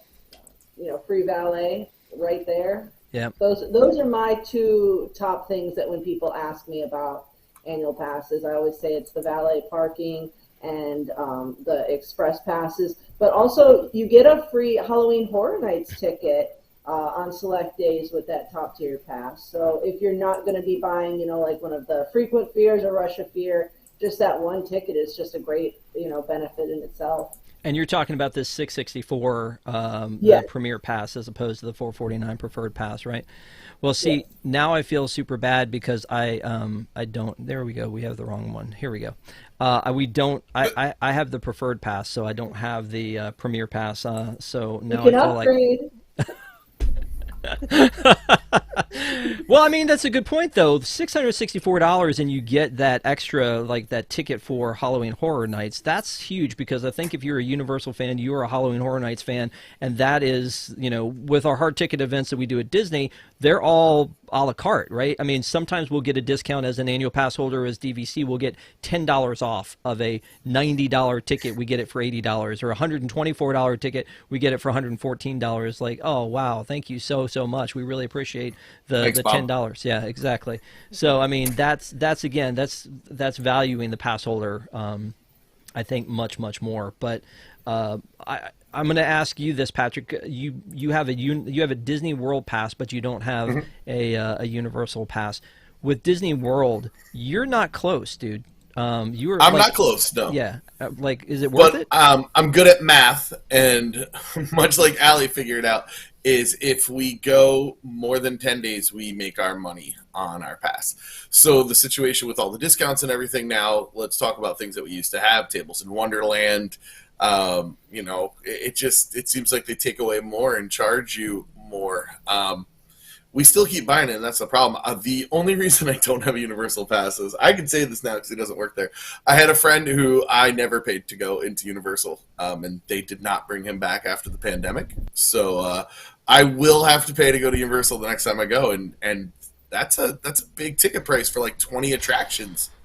And then you have to pay Express Pass to get on most of them. So the value is clearly there. We all feel so sorry for you. We are going to start a GoFundMe immediately after this so that we can get Yeah, that's you, definitely 'cause what I want. Yeah, Yeah. it's They can Google me and see the whole millionaire thing, and then like, yeah, that guy needs money. yeah, it's a crying shame. Dawn said Universal passes are obviously a great deal. Having DVC and motion sickness issues, I would likely just stick to my overpriced WDW AP.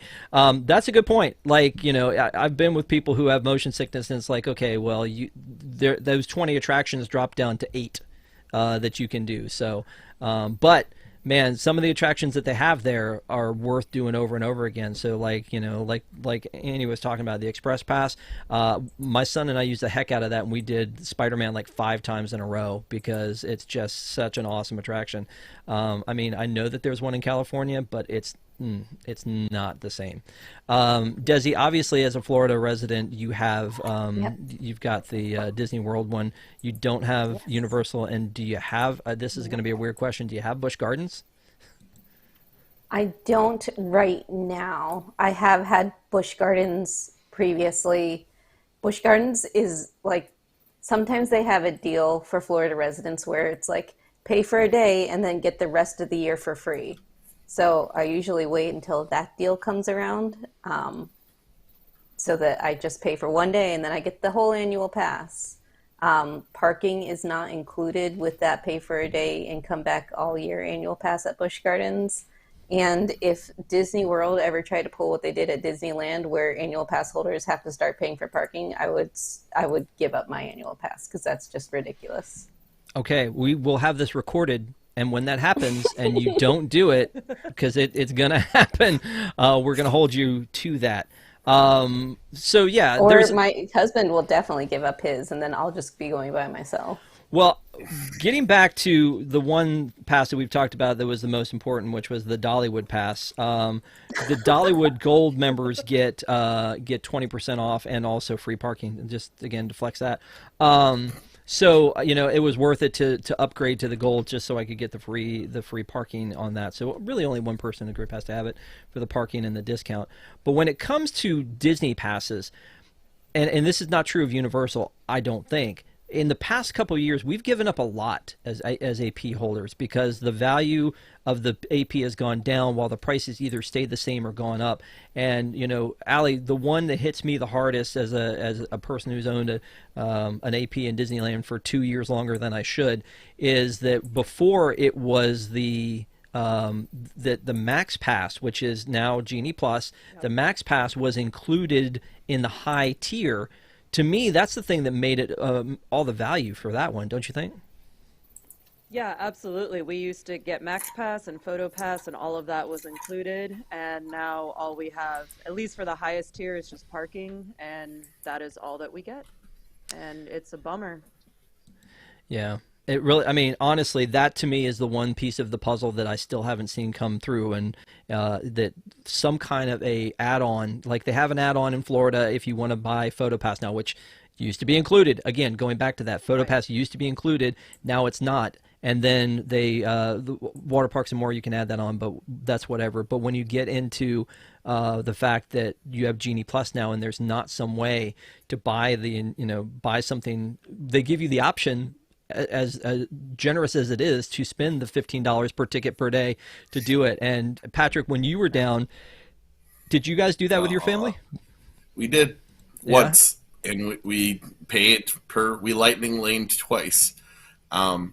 If you just included it in my ticket and didn't make me think about it, I would be much happier. So if you averaged out, well, this person's going to come at least 10 times to get their pass, so we'll charge $150 extra and just give them Genie Plus, I wouldn't care as much.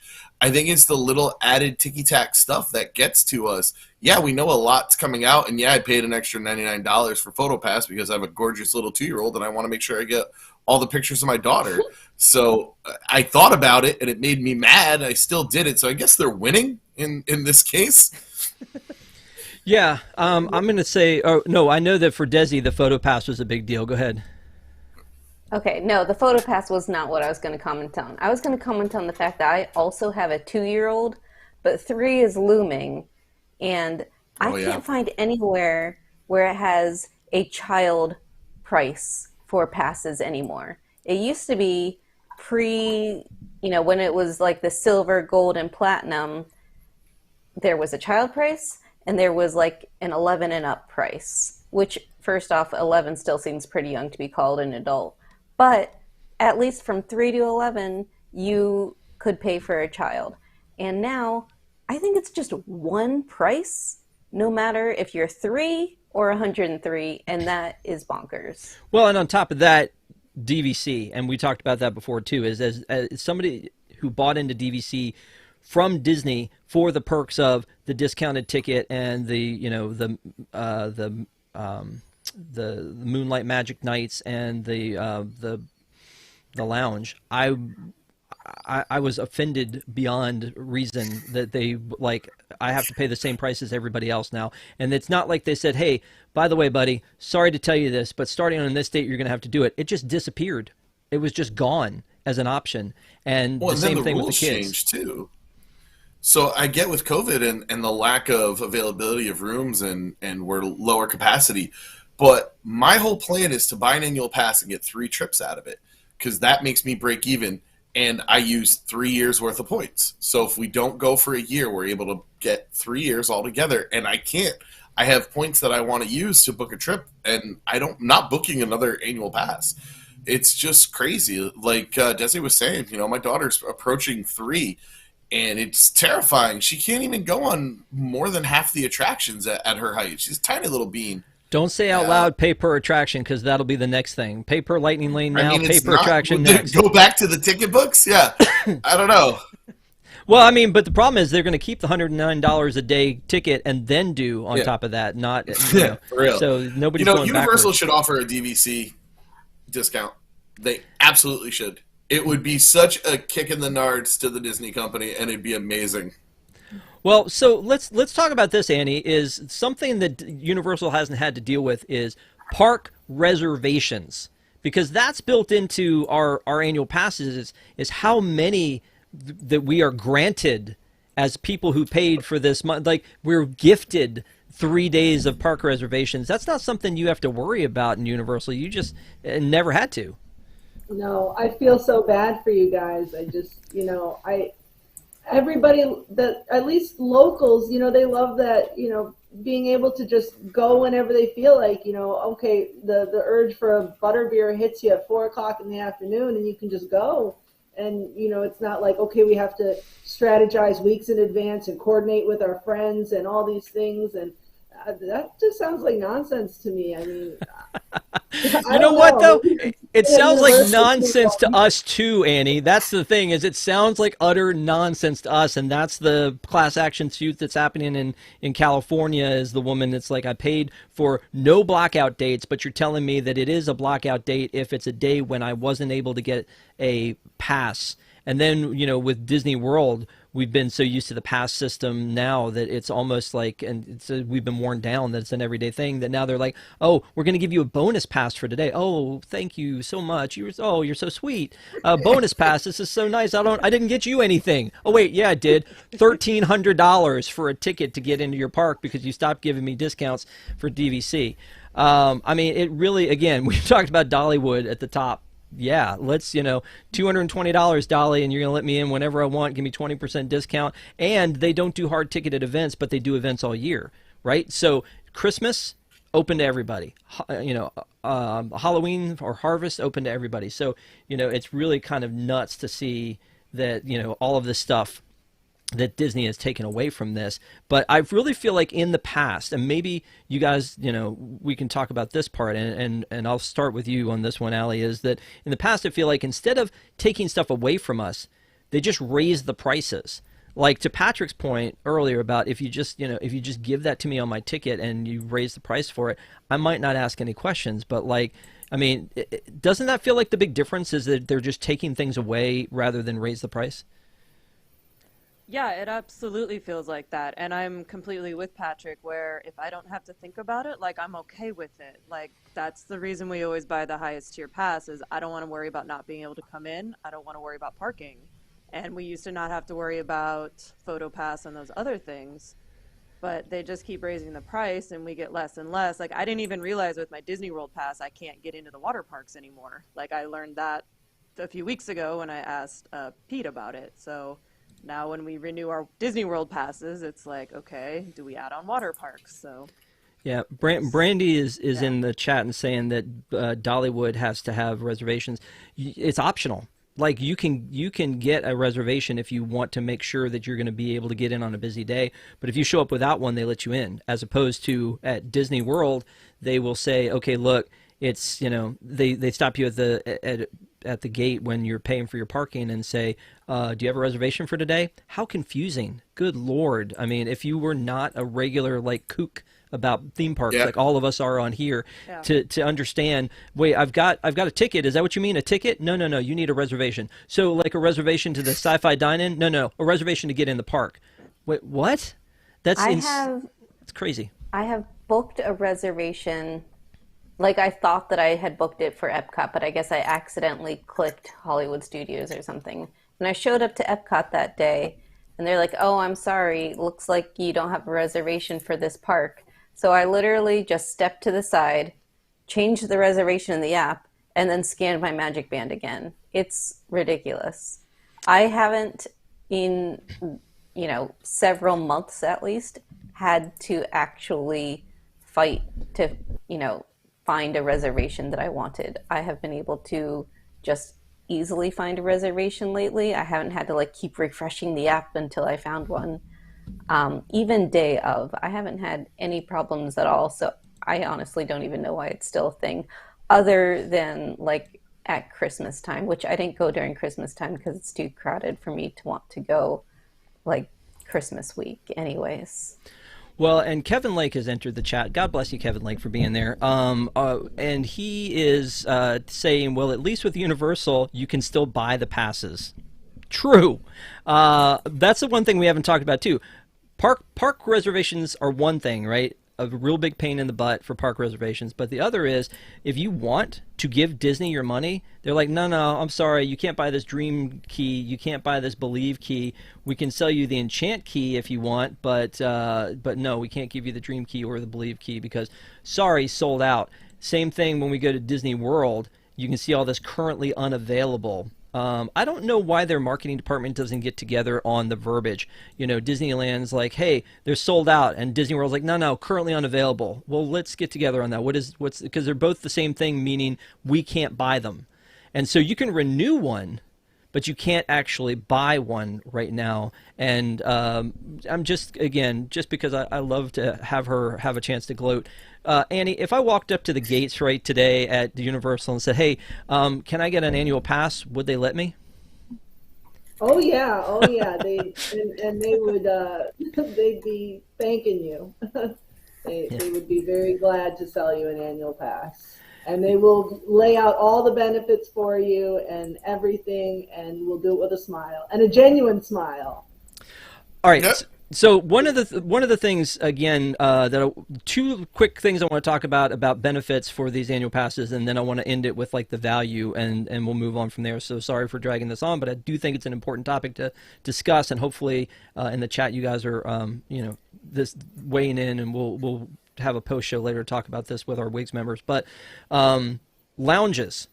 So as DVC, we have the lounge at Epcot, which I said last time, this is one of the things I signed up for, but every year they go, hey, guess what? You get to have it again this year. And I'm like, don't say that to me. This should be a lifetime thing that I get to, go up there. And, Tom kind of dragged me a little bit with the fact it's like, oh, you go up there and people are kicking off their shoes and they're all out of gummy bears and the floors are sticky. And I'm like, yeah, but I get to go. It's a thing where I get to go up where the ImageWorks used to be and get a soda and be in the air conditioning. And it's a perk that is there for DVC. When it comes to annual passes in Florida for Disney World, you got nothing.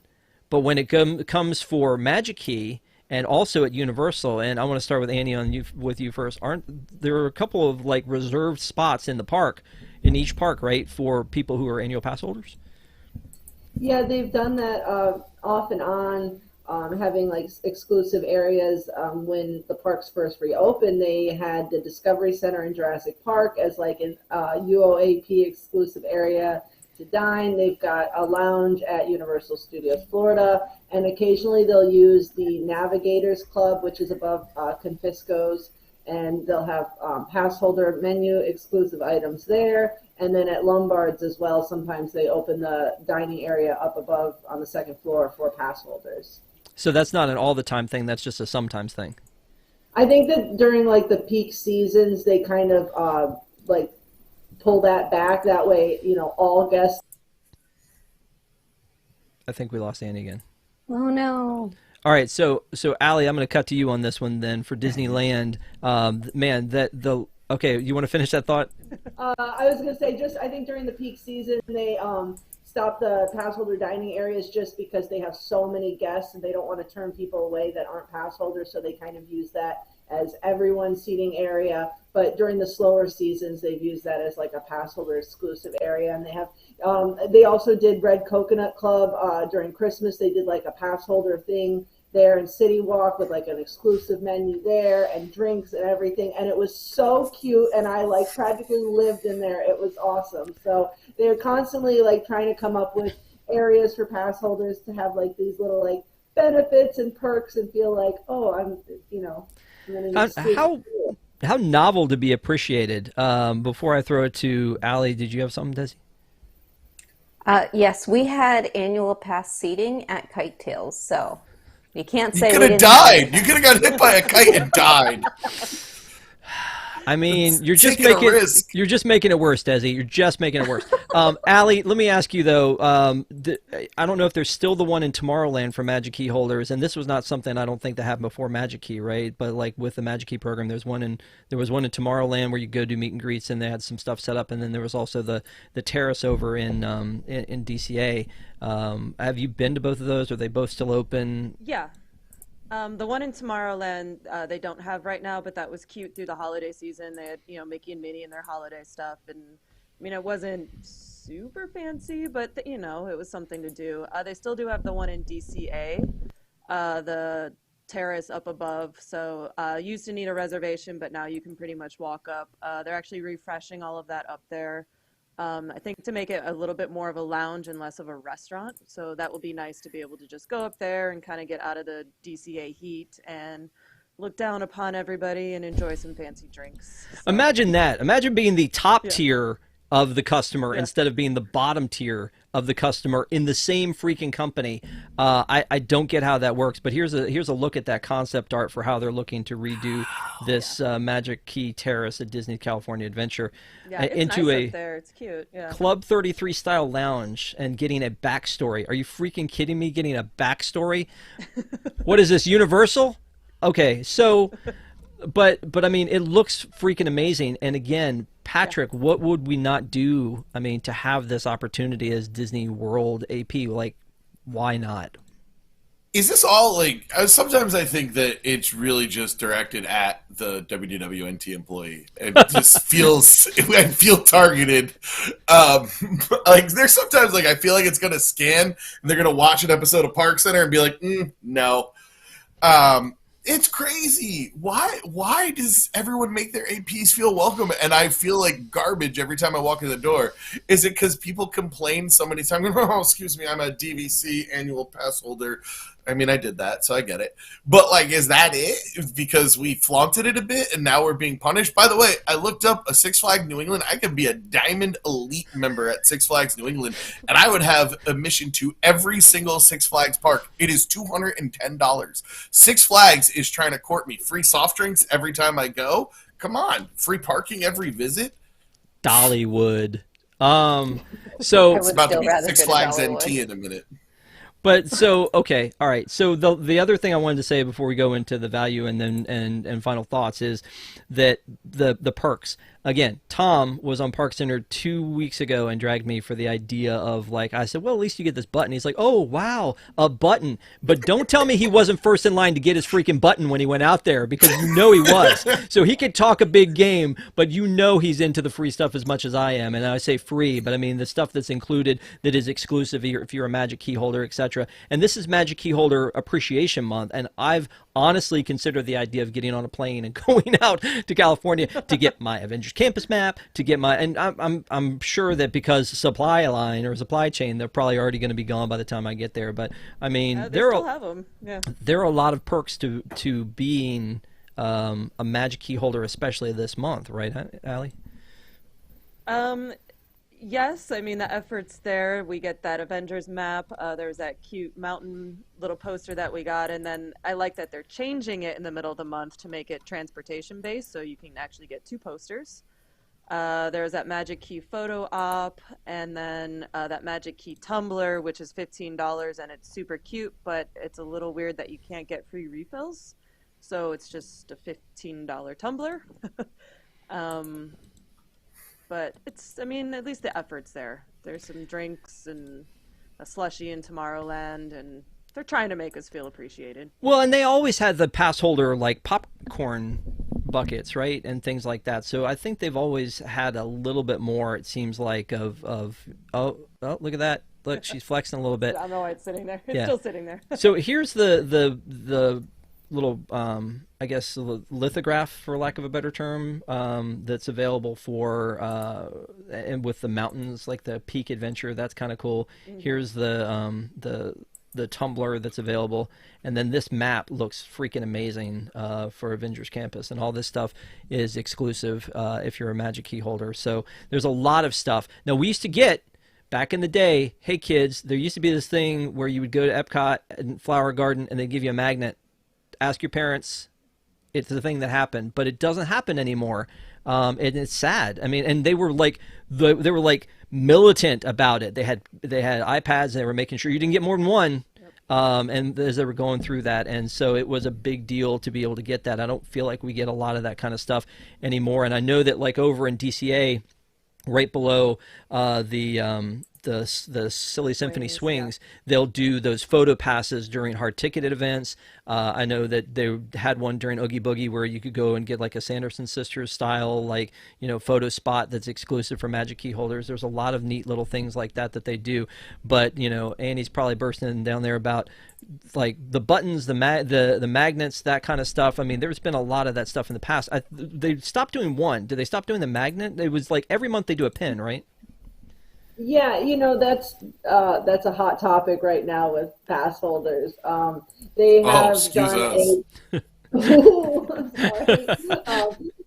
yeah, we didn't get a button in January, and people lost their minds, and people were saying, "What a mousy thing to do."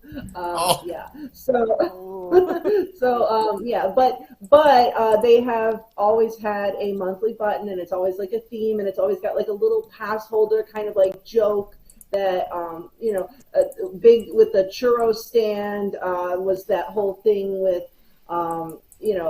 Velocicoaster was supposed to be a churro stand, and like Universal really embraced that joke and did like a churro heart and different things for their buttons. And then they had quarterly magnets, and even at one point in time, you showed that map out in California. That's pretty cool. They had given us like a super awesome like Harry Potter house of like it's a map from like Nino Lima or whoever does all the artwork for Harry Potter, and people were just like losing their minds over this like map that they gave out and stuff.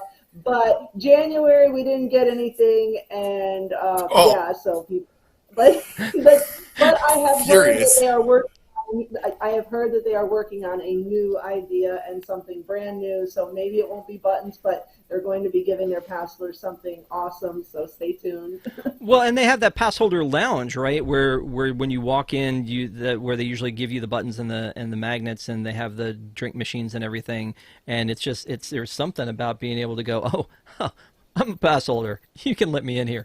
I mean, it feels like Club 33 of Universal when you walk over there. It's kind of like a big deal. You can charge your phone. They've got like the USB outlets, so I'll go in there and plug in there. I mean, it's nice. Air-conditioned couches, drinks, AP merchandise. It is nice. And I do see people walk up to the door pretty frequently, and they're like, "Oh, do you have a pass? Like, this is a pass holder lounge," and they turn them away, and I'm like, "Oh."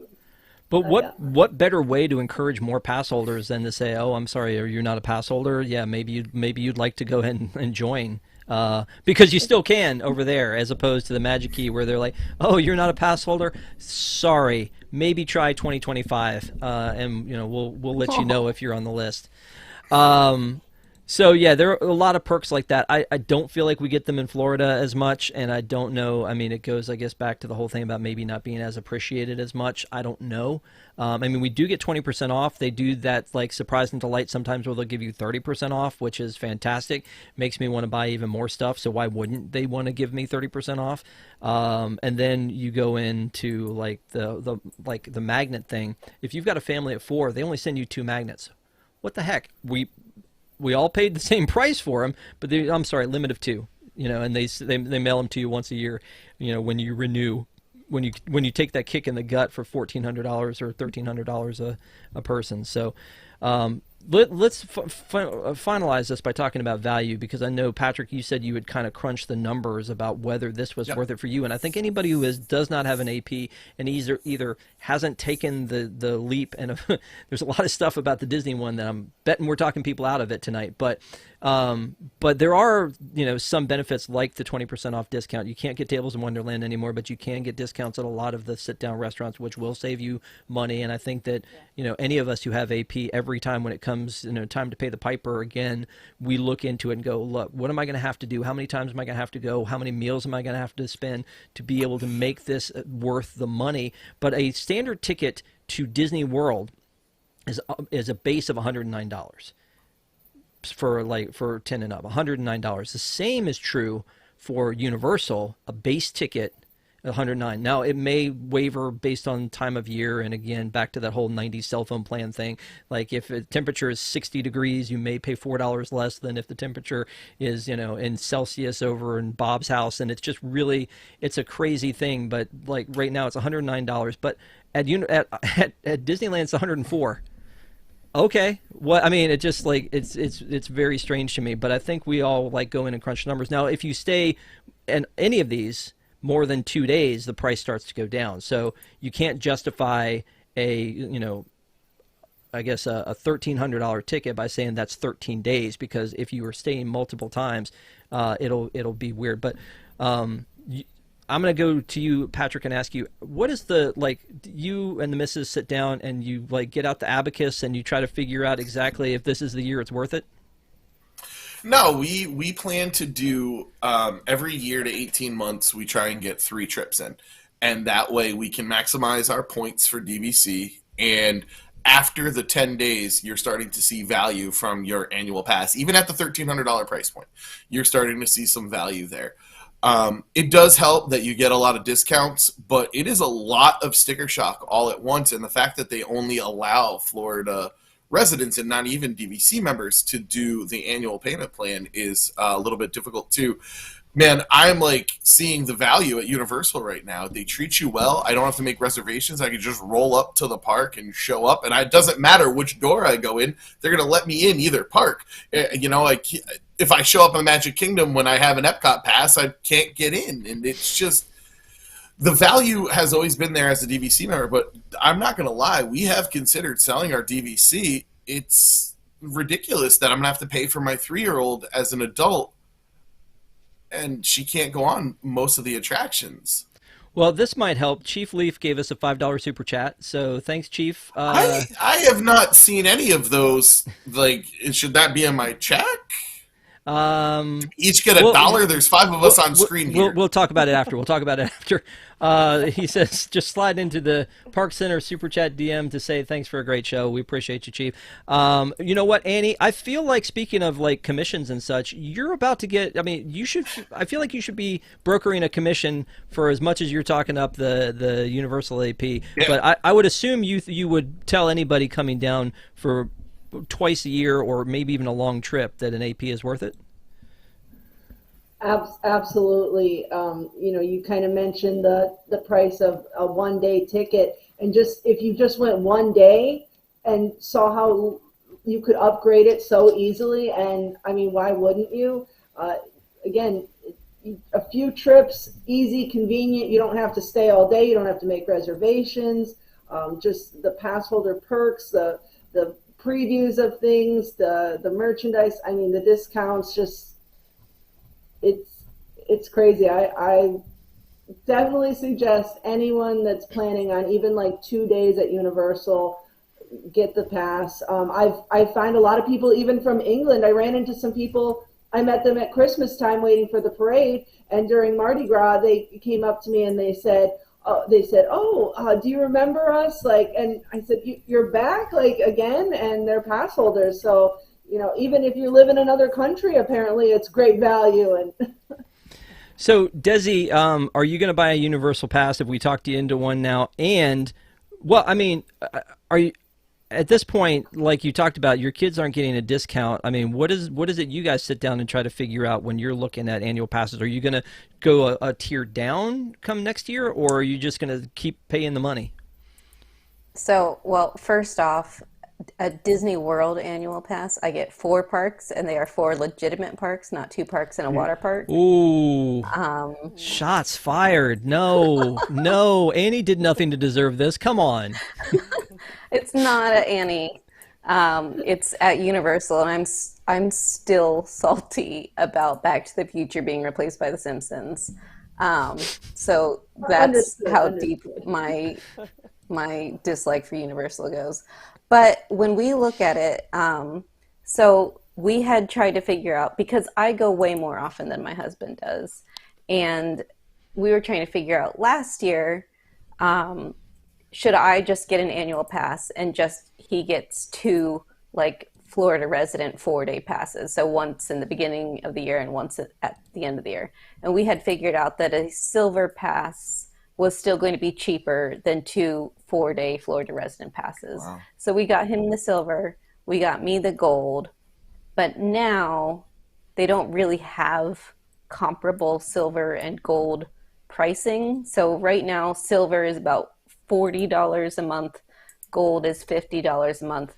I think there's one that is $45 a month. So we'll wind up spending about the same amount, except that right now he has the entire summer blocked off, and now he'll get to go over the summer. The only times that we have blocked off, I don't remember which one it was called. Maybe it was the Pirate. I don't know. There's not like a easy way to figure out what's a pixie, what's a pirate, what's a sorcerer. Maybe it was a sorcerer. I can't remember. But maybe it was a sorcerer pass was going to wind up being $45 a month. And the days that were blocked off were like holidays. And I don't want to go during 4th of July or Christmas anyway. So that's fine. I'm not going to miss out on those days. We're still going to pay the same amount that we paid last year. The only thing that's going to get us is if once our kid turns 3, then all of a sudden that's another extra $50. I mean, it So encourages instead you to of going lie, doesn't it? How old is he? 1.5. Yeah. No, I think we've all done it. I think we've all seen 3 coming and gone, she's 3.5, but I think Just she could stay in pass the stroller. Yeah. I think she could pass for whatever, exactly. Well, let me just tell you this, Patrick, so just a heads up. Once they turn like 10 or 12, the stroller thing doesn't work anymore. Says But you. I've tried it. But then So my other question is, if only the Pixie Pass is available, is that only if I want to buy new, or because I am coming from a silver and gold pass, can I get the comparable one, yeah. or do I only get what's available? No, if you are renewing, you're still good. If you are renewing, Okay. you can still do that. It's just if you are buying brand new or you let it lapse, you can't do that. So if you let it lapse, you're buying it as if you're brand new and you can't buy one. So I mean, I had that happen. I think they give you a 30-day grace period afterwards, or maybe 60 days, and then after that you're done, because I had to renew for my son and almost missed the window for it, and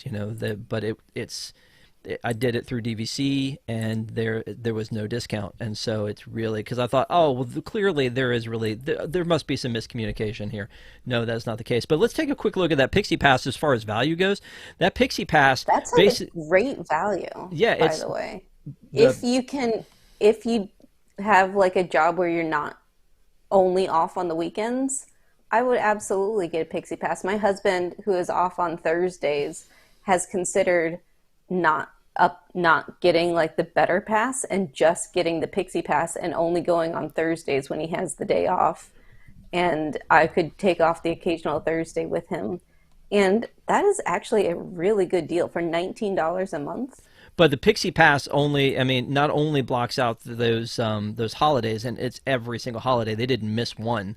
Like February 14th is blocked out for, I guess, Valentine's Day. But I bet they missed Arbor Day. Yeah, maybe we'll see. But you're going to get a milkshake on Arbor Day, so you better want to. You weren't going to. I want it. it. That's what I want. But I mean, spring break is blocked out, and Christmas is blocked out, and a lot of other little things here and there. So basically, you're only getting Monday through Thursday tops, and sometimes not. So I agree with you. Yeah, it is a good value if you're somebody that likes to avoid the tourists and the crowds and go through Monday through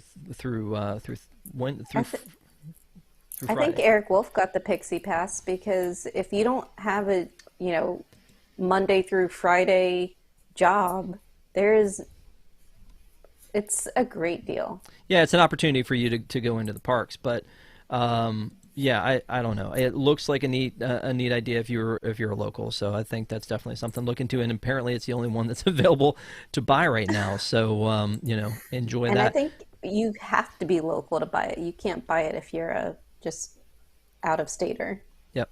All right. So I know we've gone way over, so thank you guys for your patience on this, but I do think it's an important topic, something we may revisit in the future as well. But we've talked about all three of these, and I think that, all of them still have a value, especially if you're going on a regular basis. If you're like Allie and you go in for work, obviously that's a tough gig, lady. Or if you're Desi and you go in for, just because you're local. I think for Patrick and I, we really need to have a come to Jesus meeting and figure out if it's really worth continuing on. Maybe we can sponsor each other. I don't know, to get out of this, but it's definitely something we need to talk about. Let me borrow my points. That's all I want. Let me borrow more points. So let me go around here counterclockwise, starting with Allie, and just the final thoughts on annual passes in general. Everything we've talked about tonight, and what your thoughts are. I mean, I still think they're a great value if you're going to use them and get your money's worth out of it, but you do need to do some homework and do the math and figure out realistically, especially if you are not a local, if it makes sense for you and your family. But overall, I still think there's some value to all of them. Great. And I think we know what Annie's take is going to be on Universal ones. Yeah, absolutely. Tons of value here. Whether you're coming for just, maybe a week long, or you're making 2 trips in a year, or you're going to go every single day like me, it's definitely worth it. Yeah, very cool. And you get to do all those events like Mardi Gras. Desi? How dare they make Pixie Pass the cheapest pass? Are you saying that Tinkerbell is not as worthy as Merlin? Yep, that's what we're saying. Why does the Sorcerer Pass get to be the better pass? Incredi Pass all the way. That's all you got? Okay. Patrick, bring us home. I'm so upset. Like, you bring Allie, I'm like, oh great, I'm gonna hear about how awesome Disneyland events are. Then Annie comes in, she's like, they actually care about me at Universal. I tripped and fell, and the CEO of Universal wrote me a nice letter about how he tried to repair that sidewalk. Meanwhile, as I leave a room in Disney, they're literally kicking me in the rear end as I get out the door so they can make room for somebody else. Disney, take care of your people. I get it. You want to hunt the whales. You want to be out there on the boat like Captain Ahab looking for your white whale. But guess what? We're the ones who bring you in all the money because we're on shows talking like this. Even though we're upset, we're still giving you publicity, and we're your annual pass holders. Give us something. A little bit. Un poquito. I'm still not getting that Universal Pass. Sorry. Wow. Yeah. Epic Universe is coming, guys. I mean. Yeah, but. Yeah, that's a whole nother. In a minute. I was about to say that's a whole nother can of worms. Epic Universe is coming, and they're going to go, okay, what's this model Disney World is using? Let's use that model because we can just take these people for all they're worth because they want to go. They're just roping you in now. Yeah, exactly. No, I mean, you're right. Fantastic Beasts and Monsters and all these other things they've talked about coming for Epic Universe. I wish Disney would be considering a fifth theme park in Disney or in Disney World. It doesn't seem like they are. I wish they had land for one, a third park in Disneyland. But I honestly, Epic Universe is going to be a game changer for them, and it'll be interesting to see how well they continue to treat their annual pass holders, or if they take an opportunity like Disney did with the pandemic to reshuffle everything and come at us with a much more strict annual pass policy. Hopefully they don't. Hopefully they stay true to what they're doing, because I think that we all look at it and go, they're really doing a good job with what they're doing. So if you have other comments about it, if you're an annual pass holder for any of these parks, or even Dollywood, or Brandy, I'm talking to you, or any of these others, and you want to comment, we would love to get your comments below. We respond to the comments, and we'd love talking to you in that chat. There is a post show tonight for our friends who are our Patreon members, which is our WIGS community, the WDWNT Interglobe Society. We're going to be talking a little bit more, kind of debriefing about everything that's gone down today. So if you would like to learn how to become part of the WIGS community, go to patreon.com/WDWNT. I have to make a plea for Deep in the Plus. Just hit 100 reviews, and it's on Tuesday night on unplanneddowntime.com. We'd love for you guys to watch our Tangled review that we did. And for the 101st, Desi came up with the great idea that we should do Cruella for 101 episodes. Actually, she said Dalmatians, but since we did animation, we decided to put a twist on it. So hopefully you guys will join us 9 o'clock on Tuesday for that. And then finally, man, Carousel products. Can we just, for just a second, talk about this shirt? If you think this is good, you should have seen Horizons. We're almost out of that shirt, but there's a lot of cool stuff here, including this 12 Flags over Epcot shirt, which I freaking love. This is our first ringer tee that we did, and all shirts are always, the t-shirts are only $20. We've got 2 new ones coming this Thursday, which I think everyone will love. People who were in the studio got a sneak peek of that one. So thank you guys for everything you do to support WDWNT. Thank you guys for watching this show. We will not be doing a show next Sunday night because I heard there's some football game or something that's going to be on, and canceled it. No. Oh, did okay. not happen. Interesting. But just in case, I don't want to take any of viewership away from the NFL, so we're going to graciously shut the doors on ParksCenter for next Sunday, and we'll be back the Sunday after that, which will give Annie a lot of time to go and do it up for Mardi Gras. That'll be great for her.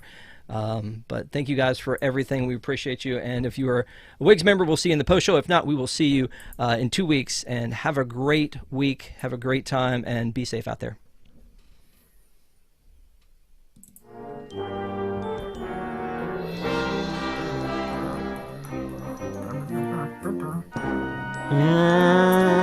Sing along. Nobody.